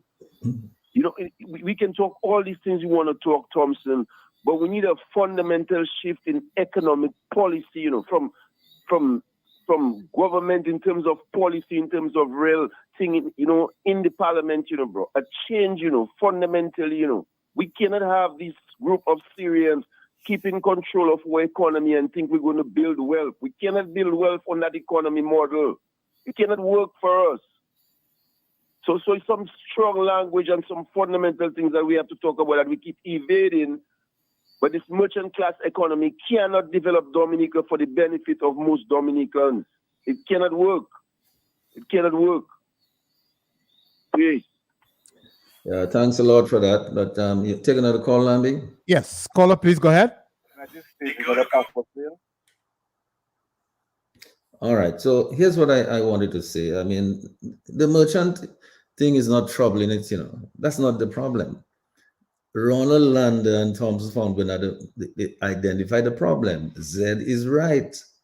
I mean, when you do a budget, you don't think short term. You're there for 5 years, do a thing for 5 years. And that is the kind of economy I want to have. I want a predominantly productive economy. Lambi, you want to take a call before I go on? Yes, on the overseas line. Go ahead, please. Yes, sir. Thank you again. It's me calling a second time. I had to. Let me say, I was listening to one of your callers talking about the economy. Dominica have always been a place that, like everything else, with knowledge, wisdom, and people increase and, economy, different directions, especially that global village. But the thing with Dominica have always been a country 20 years ago that stood firm, in the region, firm. It's true we had the bananas and we had the agriculture and stuff. Even under United Workers' Party, I saw poor people could afford to have a life. It's after that election under this administration, these guys with Rosie and they came in and these guys took the opportunity and they had that senior council that look at our our legislation and they see how they could manipulate the constitution. Oh my God, let's not trying to afford. It's these guys, that doing that. Some callers call and talk about, merchandise and all kind of stuff. It's we that have to get rid of that bad management we put there for 23 years. And with all the talking and all the kind ways, we try to give him the olive branch. And he has just take good, intelligent people for food and think that he can manipulate a nation for his own personal gain and a gain of few. We just have to demand that it's enough. Dominica have always been a Dominica that was up in the windwards and in the region. Is this guy make a fool of us and get so greedy? A few of them get so greedy, like the Duncan Stows, I'll call him, Duncan Stowe, he's supposed to stand up firm and give us electoral reform, and these other guys, the Lawrences, they all benefiting and right now we think that we're so backward. We need to just get rid of these guys, get them out. They work for us, the people. We need to get rid of them and get people that can manage the country. We just settle in for what they do.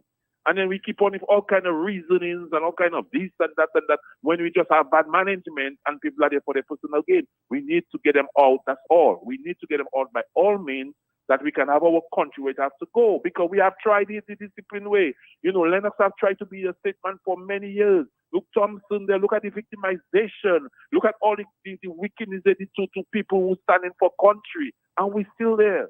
We need to demand, we took greater people for the people that in power, the people who take our country in their hands and think they can do what they want. Dominicans are not benefiting from nothing. The Chinese come and they talking to us like fools in our country. You have one man managing our CBI money and think he can handle the country, and this guy can land it on how you want, do what you want, and no question that. It's time for us to ask questions and take on the street. I'm talking as a Dominican now. We need to take on the streets and we need to be firm and we need to have courage, because nothing wrong in asking questions about your country. This is our country. Too much of the other people, everybody have a different idea and a different stuff. The idea we should have is one goal. The one goal is to get these guys out. They did enough. Enough is enough. Thank you, caller. We do appreciate it.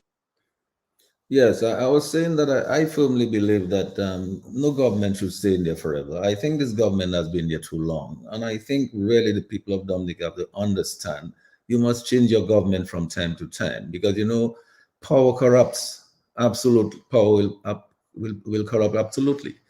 The fact of the matter is not the merchant sector that is our problem. We've always had the merchant sector and they create a lot of jobs. All right. The fact of the matter is, while we had the merchant sector, we also had a strong manufacturing sector. We had DCP, we had Paul's Plasterone, we had Paul's Plastics, we had Candle Industries, you had all these companies that are producing Bello, all of those companies that are, we had Ross University, in making a big impact in terms of foreign earnings. The problem is that when you keep a government too long, they get complacent and they allow those things to die. I heard somebody say once, if not passports, then what? That's not a question that we should be asking, because when in the heyday of bananas and agriculture, there were no passports. St. Vincent is not selling passports. They're getting by. The fact of the matter is, we have to redirect our thoughts to the productive sector. Can you imagine this, Thomson? If this 7.9 or 8 or 9 billion dollars that is outside in some account somewhere were to be in here doing what we're talking about, providing the venture capital, providing the kind of resources that the young people need to build the industries. Ronald, you heard one of them talking. We have a program every Tuesday and every Thursday, free of charge for all these young people to promote all the wonderful products that they're making. That is what it's there for. We need to support these young people, encouraging, take some of that money. Stop telling them to go and take loans and so on, and provide some matching credit grants or some kind of thing for them, so it's going to soften. They don't have the collateral to go to a bank and face to look for $100,000-$200,000 and say they're going to find collateral. They don't have it. You have to come with creative financing for them. Let that money come into the treasury. Use that money to build your industries, transform the structures of your economy. Plant 1 million coconut trees. You're selling coconut water all year round. They're very good for you. You're using the coconut husk and you're making rope from it. Go back to your bananas, sell all your bananas. People are eating a lot of bananas in the world still. The green bananas in particular, they're very good for you. Take the stalks of the bananas, make rugs with it. Do something, no waste. This is the point. We know breadfruit is such a big deal is a real great food. Why are we not doing that instead of just focusing on building hotels? That makes no sense. We're not transforming the structures of the industry. Why are we not looking more at the knowledge industries like Bernard is saying? People can stay in Dominica, young people who can use a computer, and they can make a lot of money every month just working for some company in the world online, right? Why don't we take some of that money and build the cannabis oil industry? A lot of Dominicans will get wealthy from, a lot of people will get healthy from it as well. I'm just making those statements. It's not the merchants that are our problems. Our problem is to build our productive sector. That is what we want to do. So Thomson, your thoughts on some of that? Your mic is muted. Yes, certainly, and I'm sure Bernard and Land as well can weigh in. One of the problems that we have, Mr. G, is the inability of this government to really generate any kind of worthwhile because what the government really needs to do, we're not asking the government themselves to go out there and open factories or do all of that, but they need to create the enabling environment. They need to encourage foreign direct investment inflows. They need to be able to say, well, we are ready for business. But what we found is that this government has the ability to waste a year. They've spent several $1 million into geothermal. At the end of it, we have not generated not one iota, not 1 megabyte of energy has been generated to power anything, not even a naked bulb, but we've spent millions of dollars. And there's this very wasteful attitude that this government has adopted to the point where we are not seeing any kind of real investment in anything. And even where they put the money is misplaced. That money that has been wasted on geothermal could have gone into developing solar and wind and other forms of natural energy that could be working now to the best interest of the Dominican public.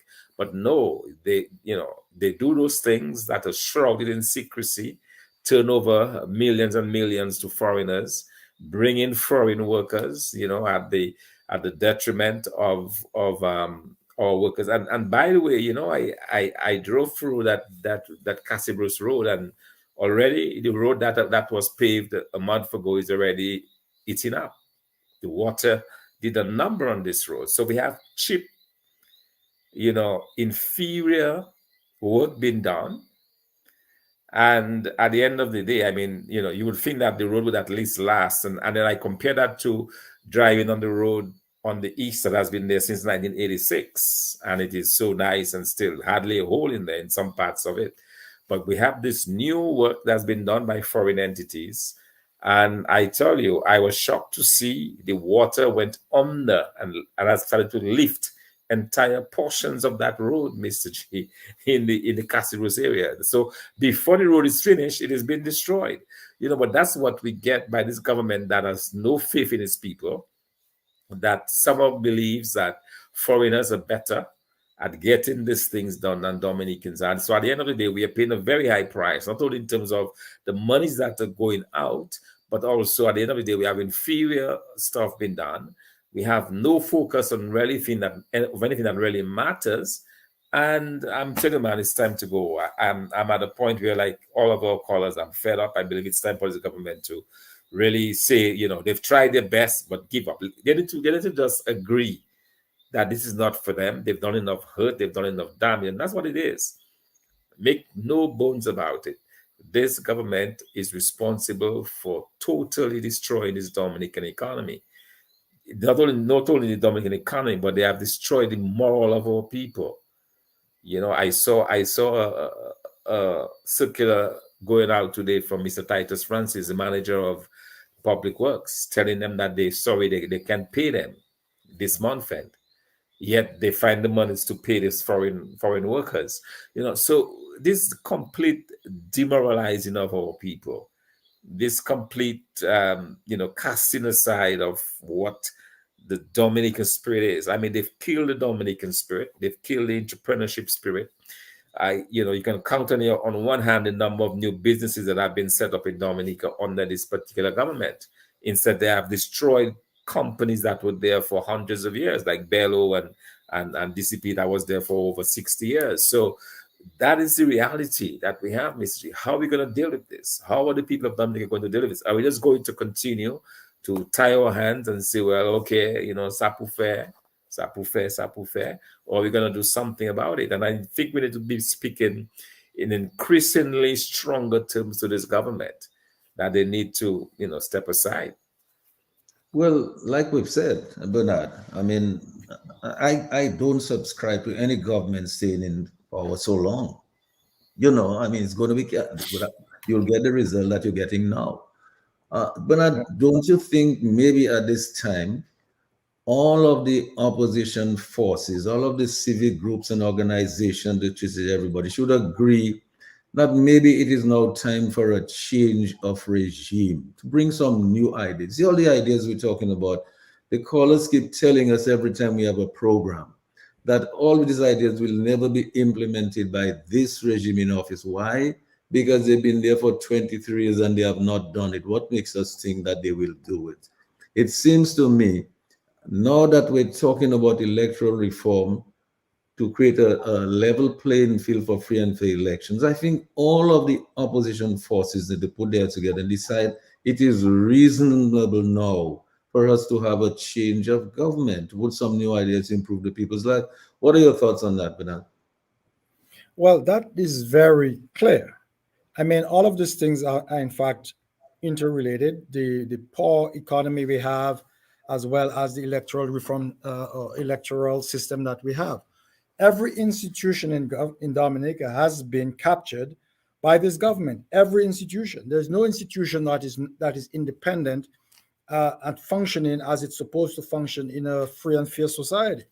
I mean, the point of institutions are to safeguard against the power of government, to ensure the individual rights of citizens, to ensure a free economic environment, so that citizens as a whole, through the apparatus of institutions of governance, can have the opportunity to define their own lives and to gain prosperity in their lives, or to express themselves however they feel in life.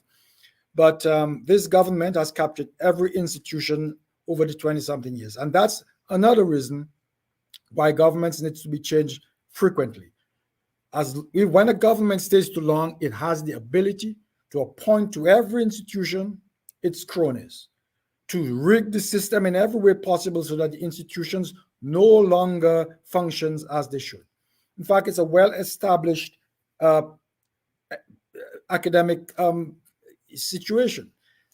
People who have studied political science tells you that it is almost inevitable that institution capture will happen when you leave a government in too long, and that is one of the major impediments to democracy and a free society. And so you must regularly remove people from power to prevent them from totally capturing every institution that reigns in and controls the power of the government and represents the interests of the people.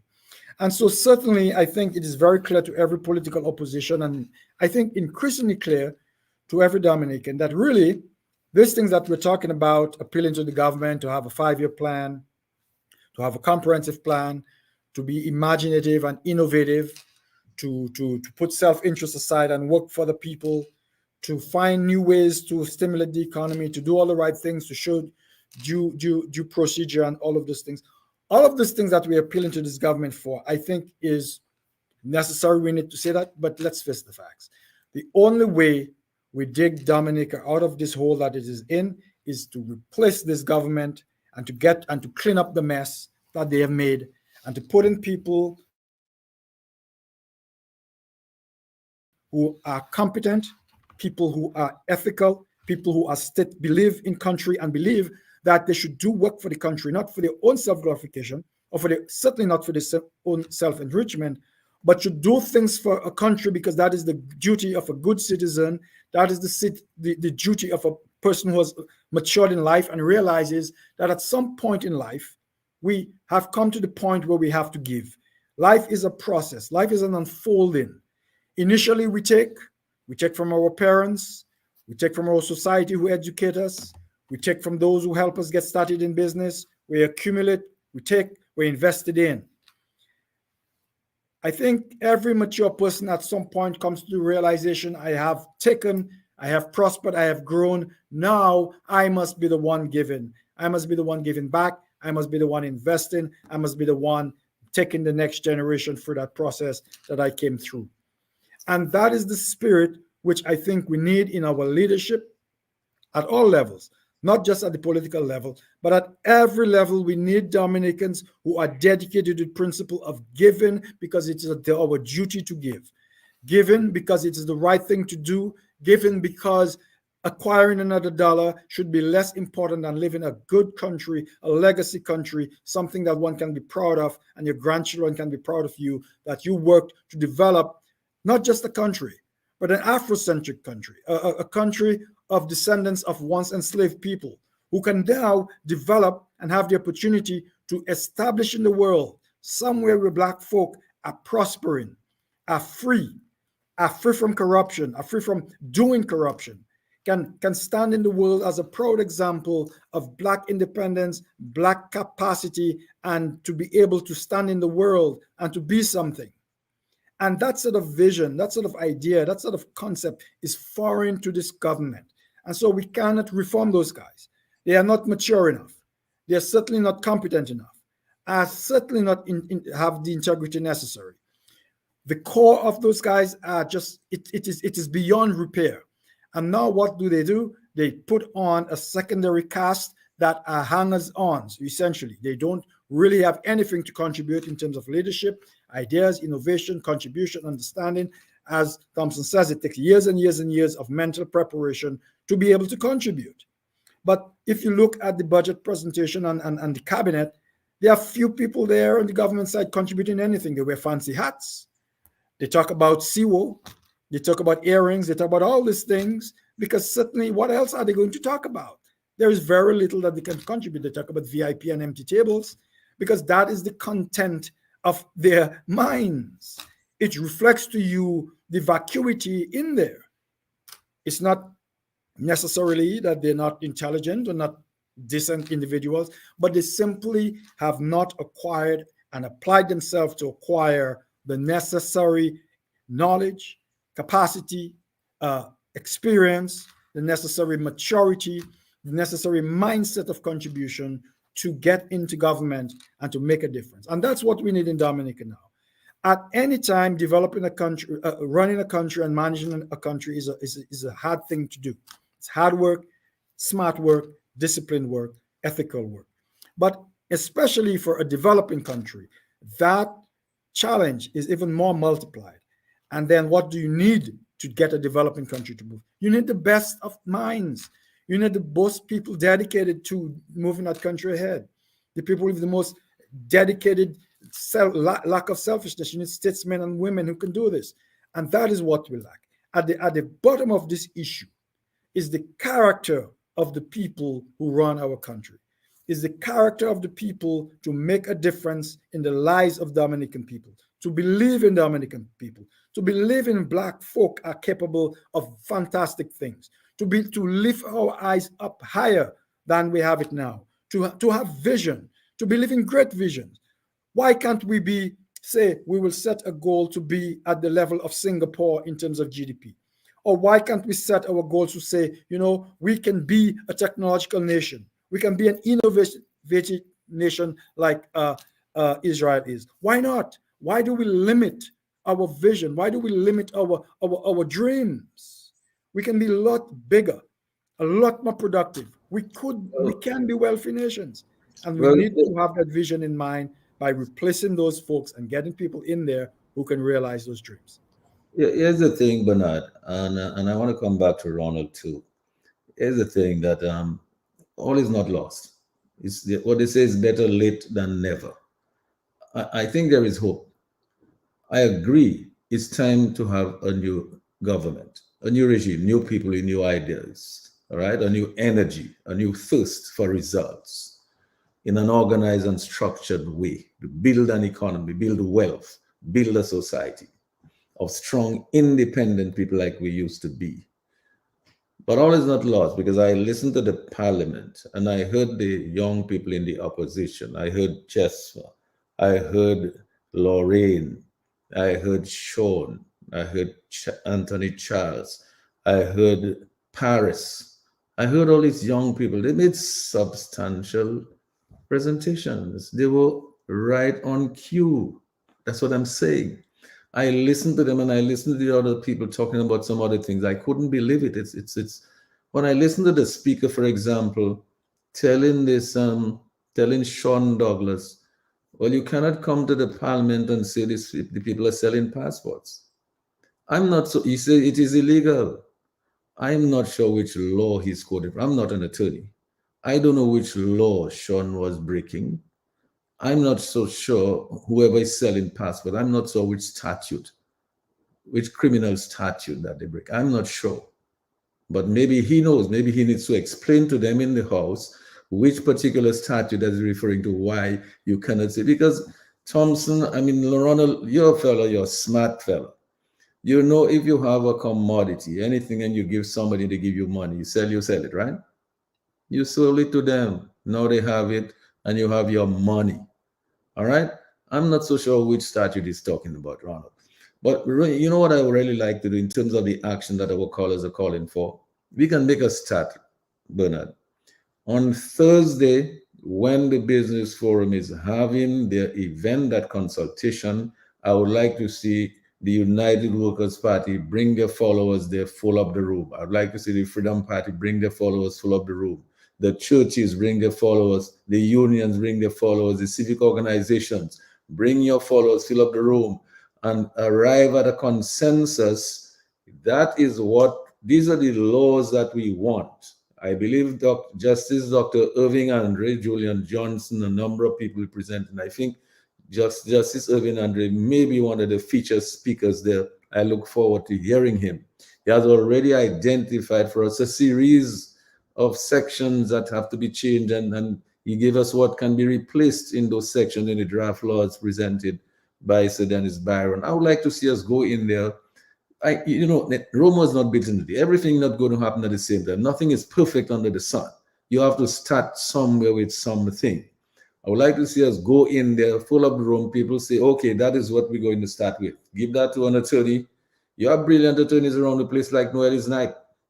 Brilliant young people. Carol is young people around. Let's get an attorney. Put those things in the document. Then all of the people have contributed. That's the people's laws now.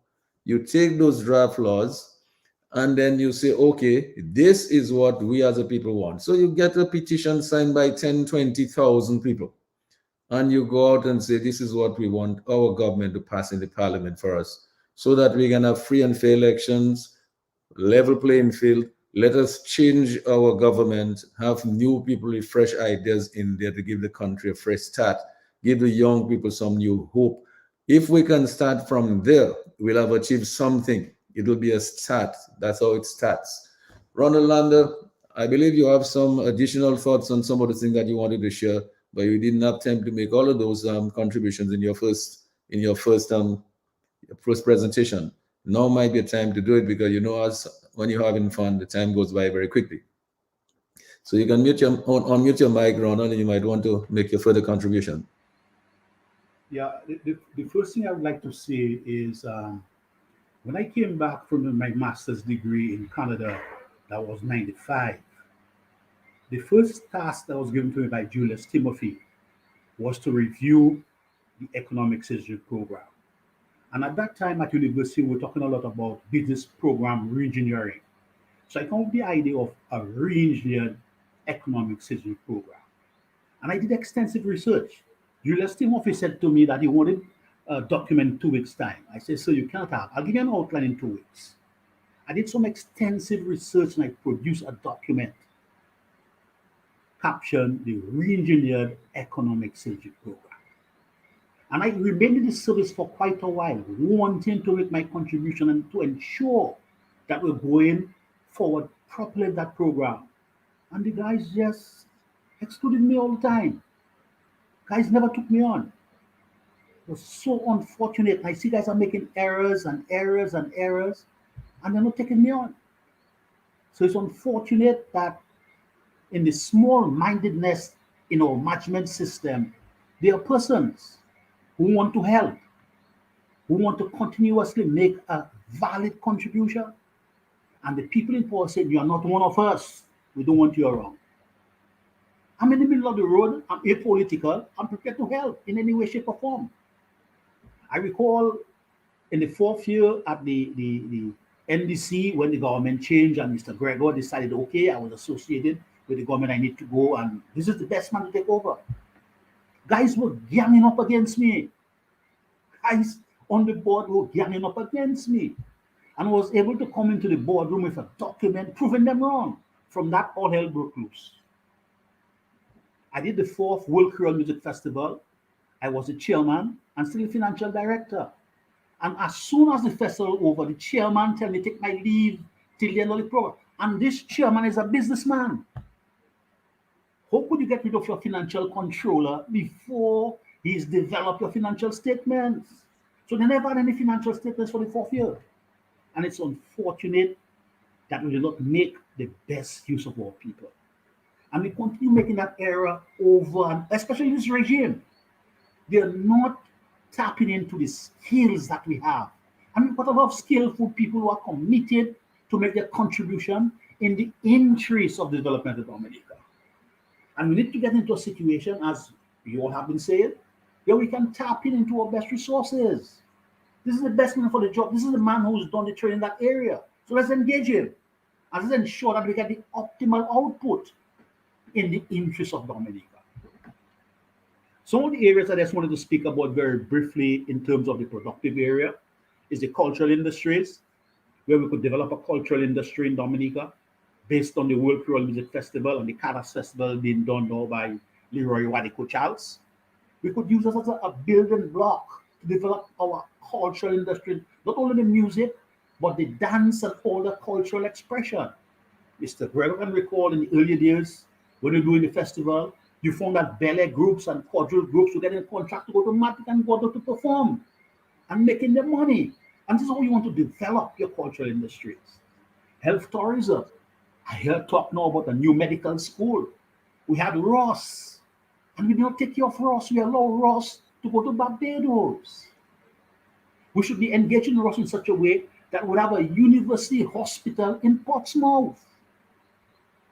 There's a talk recently about a marina. After how many years? You're talking about a marina? You should have a marina for a long time in Portsmouth, and now talking about doing one in Newtown. That would create so much economic activity in the Portsmouth area. When guys come in with their yachts and so on, and they go on their tours and they buy food, they buy agricultural products, you create a lot of activity in there. And only now, guys are talking about it, not tell you they're going to actually do it, because you don't have a plan. And even when you're going on a year-by-year basis, you just go around in circles. You never get anywhere. Information technology. You make mention of information technology. It's a very important area. And I recall in my days at the NDC, we engaged the CDB to do a study for us on information technology. And they said that we have very intelligent people in Dominica, and where we should go is software development and programming. Why can't we engage the Chinese government in the discussion to assist us in developing an information technology industry in Dominica? All the Chinese want to come and just sell inferior products to us in Dominica, get involved in construction, put down inferior buildings, be it apartment buildings, be it hospitals, be it whatever, inferior buildings. Please, Mr. Ambassador to Dominica, assist us. We are Dragon Windows. Dragon Windows is very productive, and the windows stood up to the last hurricane, which was very good. But we need more industries like that from the Chinese government. We need that help. And even if we deal with the production side problem, because the commercial side is dominated by foreign nationals, if we get production going again in Dominica and we shop in the Chinese shop, we shop by the Haitians, and nighttime guys go by the Spanish, the money just continue going out. And interestingly, what I have noticed over the last few years, there are quite a number of Dominicans on the roadside trying to sell goods and services with their vehicles, with their tents and so on. They're on the roadside. What can we do to assist and develop those persons Yeah, so that well, they can, yeah? well, Ronald, I think the question, we've answered that. You see, if you've been doing this for 20 years and more, and this is the results you have now, don't expect to do it for the next year, in spite of whatever is said in that budget. For there to be any change, you're going to get the same result. So I think the fundamental thing is to have a change of government. Yeah, New I people, agree. new people with new ideas, a new approach who are going to embrace everybody, let all ideas contend, use the best people in the best places, no square pegs in wrong holes. You make your plan for the next how many years, and you work towards it. And you use your good people, use the right people to actualize the plans. Does it And should the not, last point I would like to make, Mr. Gregoire, the last point I'd like to make is that you look at your security services in Dominica. Haiti is now governed by gangs and vigilantes. And Haitians provide security service for Dominica in all different areas. How does it add up? How does it add up? Who is managing that situation? Can we use retired police officers to provide those type of security services? People coming from areas where gangs and vigilante and guys stores cannot open in Haiti, schools cannot open, hospitals can't open, and Haitians are coming in Dominica, flooding our hospitals, flooding our schools, giving kind of poor service all over the place, and it's accepted because of the poor management of the country. So this is the area, this is a critical area, Mr. Gregoire, we need to deal with the management of Dominica. I agree. And then Bernard, I don't think Landa will get any disagreement from you and I, because it seems to me, if you really want results, you have to plan, you have to organize, you have to manage, you have to control, you have to put the right people in the right places, you have to direct, identify the resources that are required for each of these program areas, make sure you direct those resources to those areas, make sure the right people are there to utilize the resources for the right things to avoid waste, and make sure that you have results-oriented people in the right places to get the results that you want. You cannot have a disjointed approach to development, as Lando talked about, the integrated development planning. You cannot have a disjointed approach where the left arm does not know what the right arm is doing. Somebody is building a road here, but in fact, what you need is an economic road there. We just want to open up this land so you can create so much productive activity, create so many jobs and so on. No point, in other words, this is the point I'm making. You have to have proper planning, proper management. And here's what I'm saying, and I'm going to repeat it again. For the avoidance of any doubt, as one of somebody likes to say, if you do the same thing the same way every time for 20 years, in the 21st year, you're not going to do it a different way. You're not going to get a different result. The economy is going to keep sliding. And there is absolutely no evidence, Thomson or Bernard, that in that budget we just saw, there is anything there in the way the resources are deployed, especially knowing what has happened over the last 2-3 budgets. So supplementary estimates like DFA, every time it's coming back, and yet the resources are not that have been allocated are not being used completely, but coming back for supplementary estimates. It seems to me that I have not seen anything in this budget which is going to begin transforming the structures of our economy. I've not seen anything in there that's going to create foreign earnings. I've not seen anything that's going to build a productive sector that is going to utilize the local raw materials that we have, all our agri products. I've seen nothing in it that's going to do that to create a boisterous economy. I don't know whether you all have seen any of that in it. Yes, Anybody? Mr. J, I fully agree. In fact, I'll tell you what I've not seen as well. To add to that list that you have, I've not seen any kind of risk, what I call risk planning. In other words, you're supposed to be able to identify the risks within the budget and then suggest ways in which you can mitigate, or you can kind of make those risks less obvious. So, for example, an obvious risk to the budget is the imposition of visas, not only by the UK government, but it's very likely that before the end of the financial year or the fiscal year, there will be additional imposition of visas by the Europeans. Now, you're supposed to be able within that budget to mitigate against it, because your every major capital project is dependent upon those resources.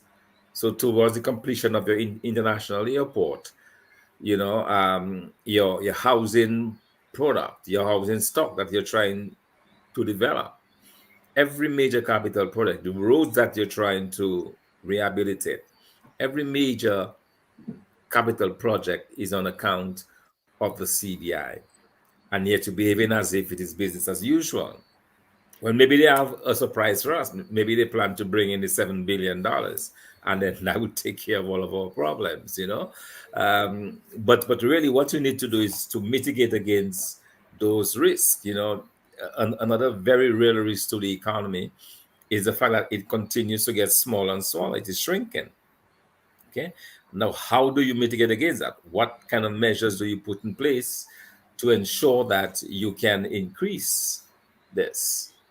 Because that is exactly what is going to happen when your economy continues to shrink like this.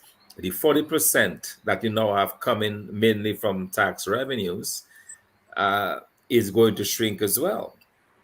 Okay, so two things are going to happen. You're either going to borrow more from the people by imposing higher taxes, whether it's on gasoline products, on a shirt, or consumables or food items and so on.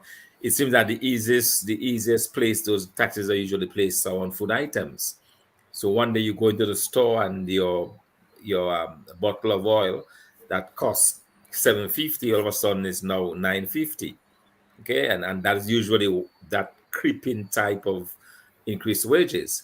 But that is what you're going to see happening: an increasing tax on the people, borrowing from more and more from the people. And bear in mind, the people's incomes are not increasing.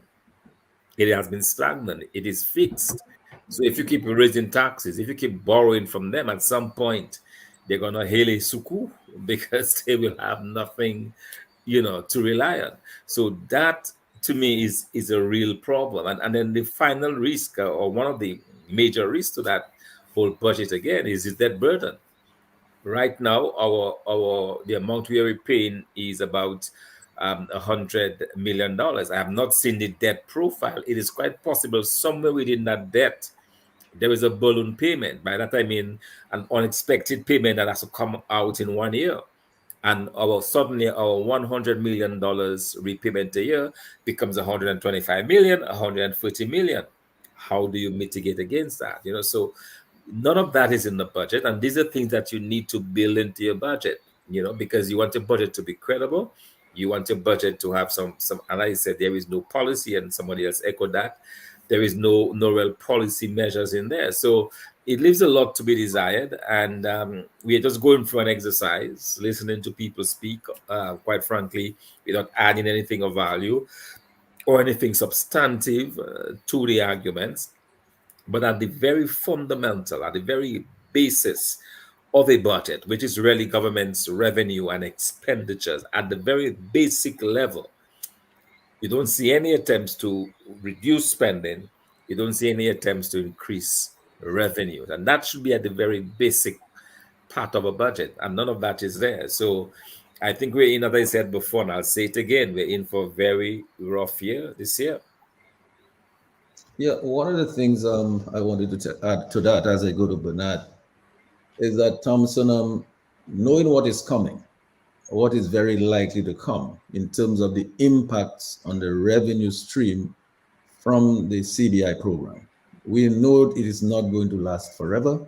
Now it looks like it might shrink much more quickly than we think, when we thought it might have before. It looks like it might be, I hope it's not a death knell, but I mean, certainly it's going to take a hit. Now, if, Bernard, we were to do a stress test on an economy, knowing that you're going to lose even 50% of that revenue, and they say, well, what can this economy take? How much flexibility does it have? If we do that kind of exercise, what will the situation be? I mean, as Thomson saying, how is it? Are your road projects going to stop? Is whatever you plan to do in the airport, is that going to stop? Is your housing projects going to stop? The stuff you're importing for your hospital and for your health sector, and so are those going to be reduced by 50%? What impact is going to have on the health and the well-being of the people and on the economy? And it seems to me that I'm thinking it's going to have a major impact. And especially since we did not, over the years, take all that largesse, all that money from the CBI and reinvest it in the productive sector, in the real structures, the backbone, the pillars of the economy. So that today we would have had a thriving manufacturing sector, a processing sector, a water and beverages sector, a cannabis oil sector, or the essential oil sector, processing sector. These would have been going like we had them before. And so then if you gradually lose some of that revenue from the CBI program, you would not have felt the impact as what you might feel now if this thing suddenly falls out from under your feet. And so I'm saying, Bernard, that I think it's kind of late now to expect that this government now will on its own implement those ideas, or will be able to implement it with this, the resources that is at its disposal. So I think it's going to have to be left to a new set of people with new ideas. And we have some young, brilliant people in Dominica and outside of Dominica who are ready and willing to serve the country, to make an effort and to give the best they can of all of what they have to the country to develop it, to see better, see a better health sector, better economic sector, better industry sector, better transportation sector, better sectors that makes life, the living a little better for everybody. Bernard, what are your thoughts? I'm just thinking that we need to have a change of regime. I completely agree, and I think we all agreed that this administration is too far gone. They're too compromised. Their culture, their operational culture, their political culture is so bad that even if they wanted to execute, they can't, because they cannot bring in the right people that do not support them, who was not in the team. They have too much to reveal. They can't bring in the people that allow them to keep political power in perpetuity. They can't now pivot to develop a meritocracy where the best people and the best ideas are placed in the positions to do the best job. It is impossible. We can tell, I could reveal every plan to this government on a great economic execution plan, very strategic, very meaningful, that could transform Dominica. And they could accept it wholesale. And I still guarantee you they would not be able to translate that plan, even with the best of intentions, into meaningful outcomes. They simply do not have the technical capacity built in.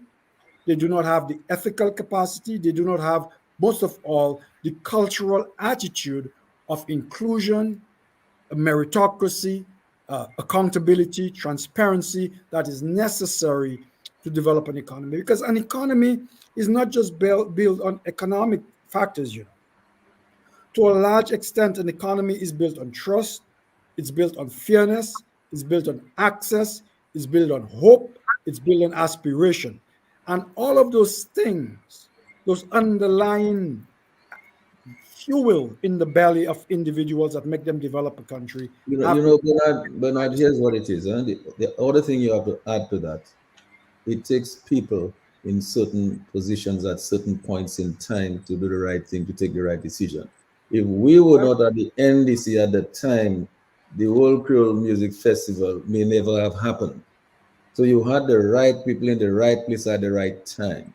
Even if you were to provide a plan, if you cannot prepare an implementation program that involves putting the right people in the right place to take the right decisions and giving them the resources, don't put them there and then don't give them the resources. They must have the Yes. resources to get it done.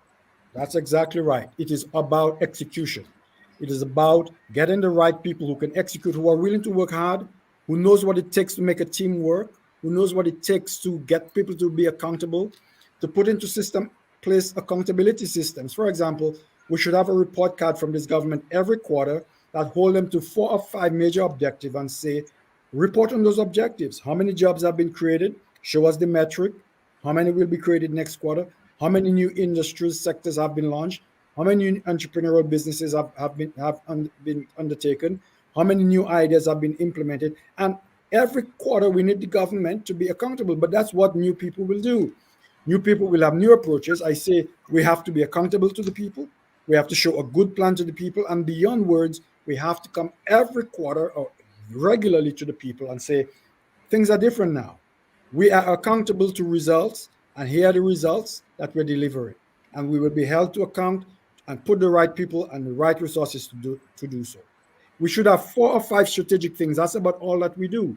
We should say, we plan to export energy in different forms, either direct electricity generation or use electricity to create green fuels and so on, and other chemicals that from electrolysis that we can export. So we export energy. We say we export energy, we export water, we export intellectual 21st century skills, and we export food as medicine, food and herbs as medicine to the world. 4 things, 4 strategic catchphrases and sectors that we then put $50 million into each of those, put a czar in place, somebody who knows this thing, who's responsible for this thing, who can deliver and can work with a team and have people reporting to him and reporting in regularly to the Dominican people on the progress on those 4 key sectors. That is what we must do. And I think the next step in our discussions on evolution, I think, is to now start preparing and for the Dominican people alternatives, alternative budgets, alternative strategic plan, alternative development plans. And in the next phase of our discussions, we need to start presenting to the Dominican people to make them know that there are people capable of developing those plans and there are people capable of executing those plans, and to start demonstrating an alternative to the government. Because people say, if not Skerrit, who? That's a ridiculous question. If not passports, what? That's another ridiculous question. How can we possibly ask such a question about if we can't just sell passports, whereas the Dominican people can do nothing to improve our life? There's the question, before Skerrit was whom? Exactly. It was working better.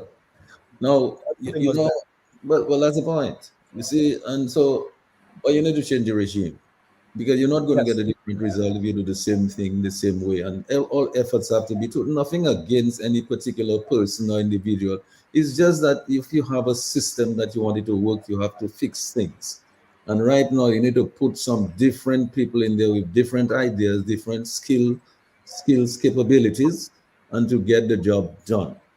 Ronald, you know, we've been here a long time. It's time for us to maybe take our leave. I wanted to see if you had your final comments you want to make as we wrap up.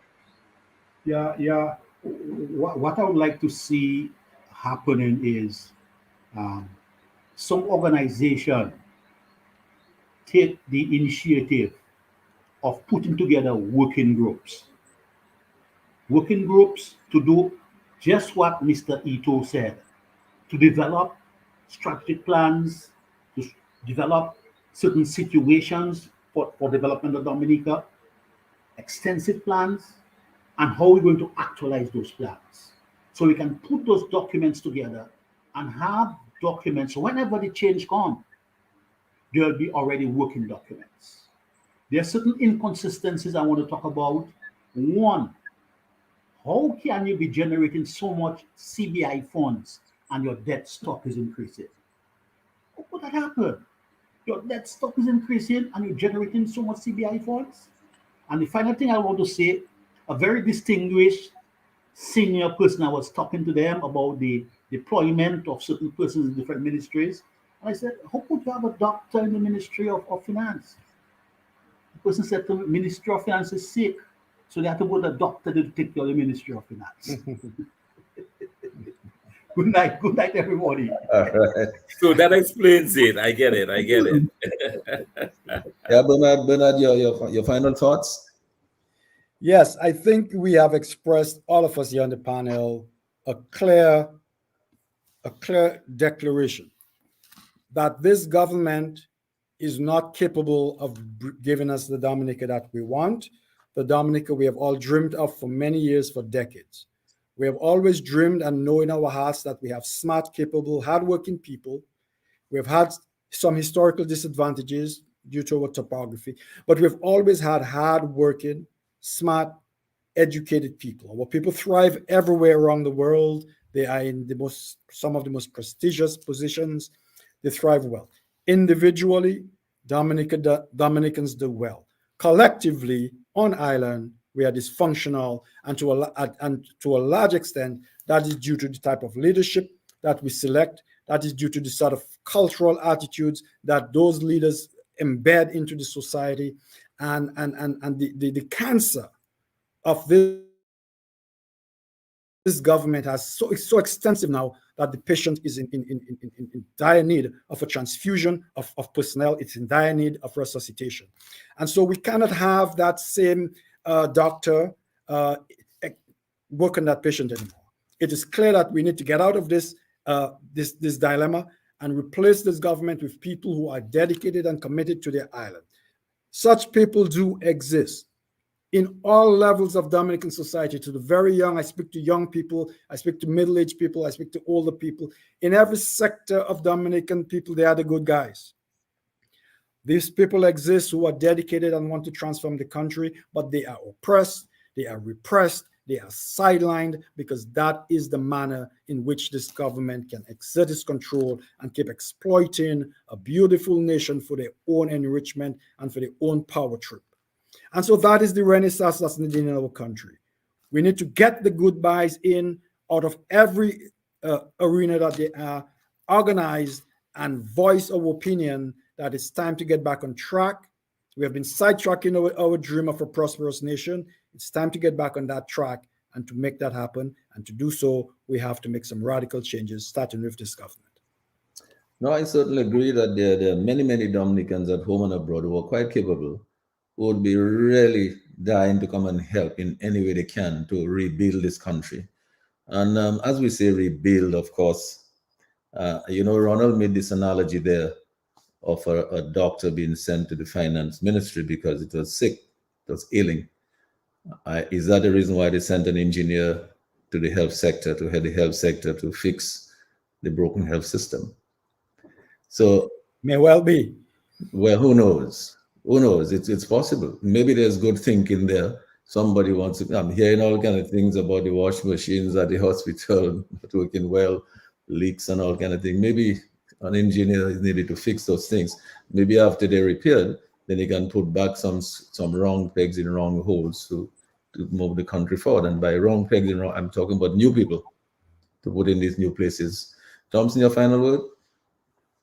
Yes, to say thank you, Mr. G, for the opportunity, but also to express what I've been sensing and feeling all along. I truly fear for the future of this country. I believe that we are at one of the worst places that we've ever been in our history. But what makes it worse is the kind of governance we now have. A prime minister who clearly is preoccupied elsewhere. A group of ministers who simply do not have the wherewithal, who don't have the necessary skills to turn this country around.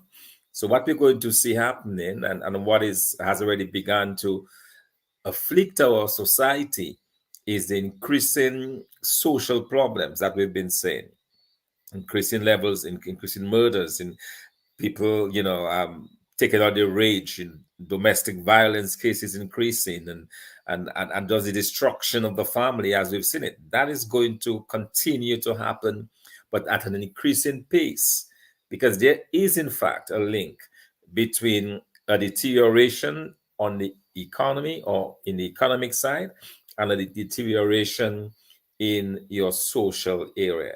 In the language, we say that there's a linear relationship. In other words, one is moving in one direction, the other one follows in the same direction. And that's why I fear tonight. And unless something is done, what is really needed is some drastic action. We do not need a government that continues to hide behind the failure to do electoral reform, that continues to dodge and weave and do everything to entrench itself. The day of reckoning is now. The day of reckoning is here. And this government needs to accept that. They need to accept that they failed miserably, that the legacy, what will define this government, is the complete destruction of the Dominican way of life, the complete destruction of this country as we once knew it. That is what this government is going to be pasted with. So all of the 24 ministers, including the prime minister, that is your legacy, which you're not able to run away from, because history will remember you as a group of people who were certainly, out of the depth, unable to respond, unable to have answers, but take Dominica down a rat hole that now becomes a laughingstock of the world, that countries are looking to see how they can punish us and put us in our place. That is where we are. That is what this government has given to us. And so the important thing for us as a people is how we deal with this. How do we react? Do we allow ourselves to continue to be dragged down this way until Dominica is no longer recognizable? Or are we going to fight back? Are we going to push back? Are we going to say enough is enough, time for action, to do what is necessary, to have a change of government, to have new people in place that can rescue this country? There are too many Dominicans in too many places all over the world doing too many great things, building America, building England, building Guadeloupe, buildings all over the world. Dominicans are at the very best. And yet, Dominica is neglected. Dominica is not getting the best of its people because this government has done that as a deliberate policy to exclude, as you heard from Bernard and others, to exclude persons. And Ronald, I know the struggles that Ronald went through, one of the better people that we've had, and with his experience and his knowledge, but the kind of struggles he went through because of the perception that probably he was not supporting the government. And that is repeated over and over and over again. So I fear for this country, man. I really do. And the question is, and what I want to leave the Dominican public with is, what are we going to do about it? How are we going to react? What are we going to do? Well, here are my thoughts about what should be done. And that's why I want to leave the last word here tonight. While the plans are being made, and it's not difficult to make the plans, and Ronald talked about the integrative development planning. It's not difficult to do that. Some of these exercises have been done before. You can bring them up to speed, right? Some of them are just on shelves taking dust. So it's not a problem to bring a group of people together to get the plans fine-tuned and bring them up to speed.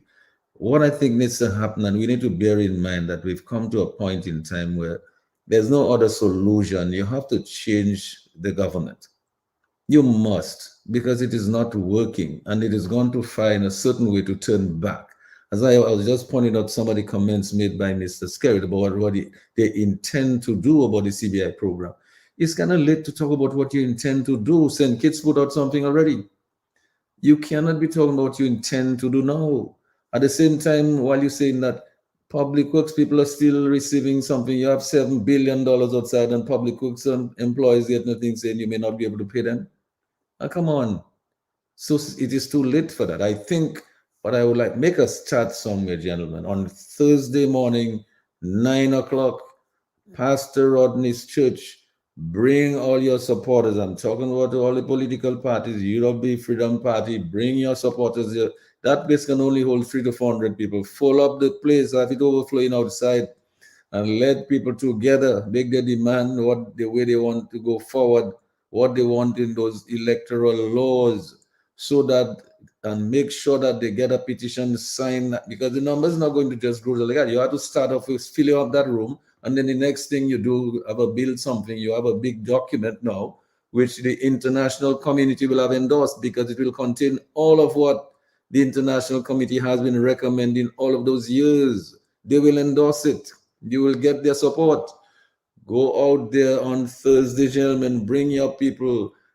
Dr. Andre, I'm pretty sure, will make a brilliant presentation to lead that discussion along the lines of summarizing what the people have said they want in the electoral laws and the regulations.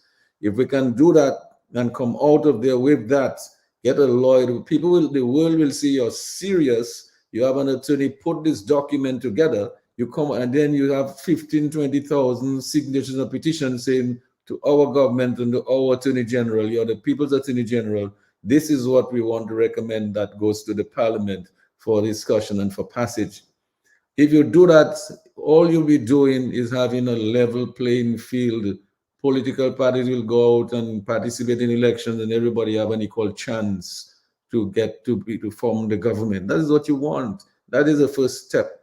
But it might require, because you can see this regime is not going to give it easily, it might require a few thousand people on the street asking for it, and then hopefully they will get it. Because the reason why you don't have it now is because of a famous email saying this guy is doing some ridiculous thing there, trying to change your winning legacy. You have to stop it, and they stopped it.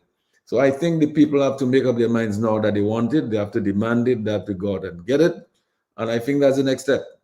So gentlemen, I'm looking forward to Thursday. I hope Pastor Rodney's church will be filled on Thursday morning and stay filled for the duration of that discussion and come out with a positive outcome. This is how the world is going to be judging what happens to all of these various groups and political parties in Dominica. What metal they made of. Can they bring their supporters there on Thursday? 5 people from each constituency will give you 100 people. Just 5. If you are the politics bring 5 or 10, you're filling up the place already. So gentlemen, so thank you so much. I think we had a wonderful discussion tonight, very fruitful, very productive. I like all of the ideas that are coming out. Thank you to all the folks that are on Facebook and on YouTube with us still. Appreciate your presence there, and I want to shout you out and embrace you here tonight. Hope you will be with us next Tuesday for another program. I did send out an invitation and a feeler to the members, the young members of the parliamentary opposition. I think there's 5 of them. I'm hoping that if they're available and they can make it, come here and be on the Global View on next Tuesday night. Let us discuss their own thoughts on that budget, their own thoughts of how their parliament is working, their own thoughts for the future of the country, because I believe their thoughts may reflect the thoughts of the young people of Dominica at home and abroad. So, gentlemen, thank you so much for being here tonight. Appreciate Bernard. Till next time, Ronald, Thomson, Lambi, Sherwin, everybody, and YouTube. Good night, everybody. Good night, everyone, and good night to the public. All right, take care.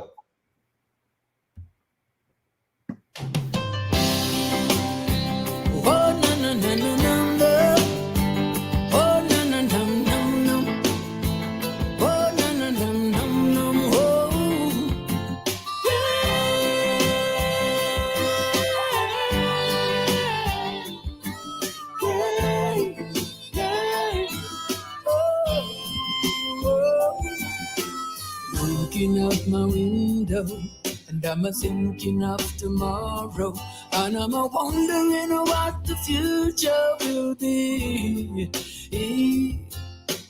Thinking of the children who are the victims of oppression, beaten down by wars and eaten up by starvation. I'm saying, when there's ugly will be over, and the children can go out and play. I wanna see when all oppression will be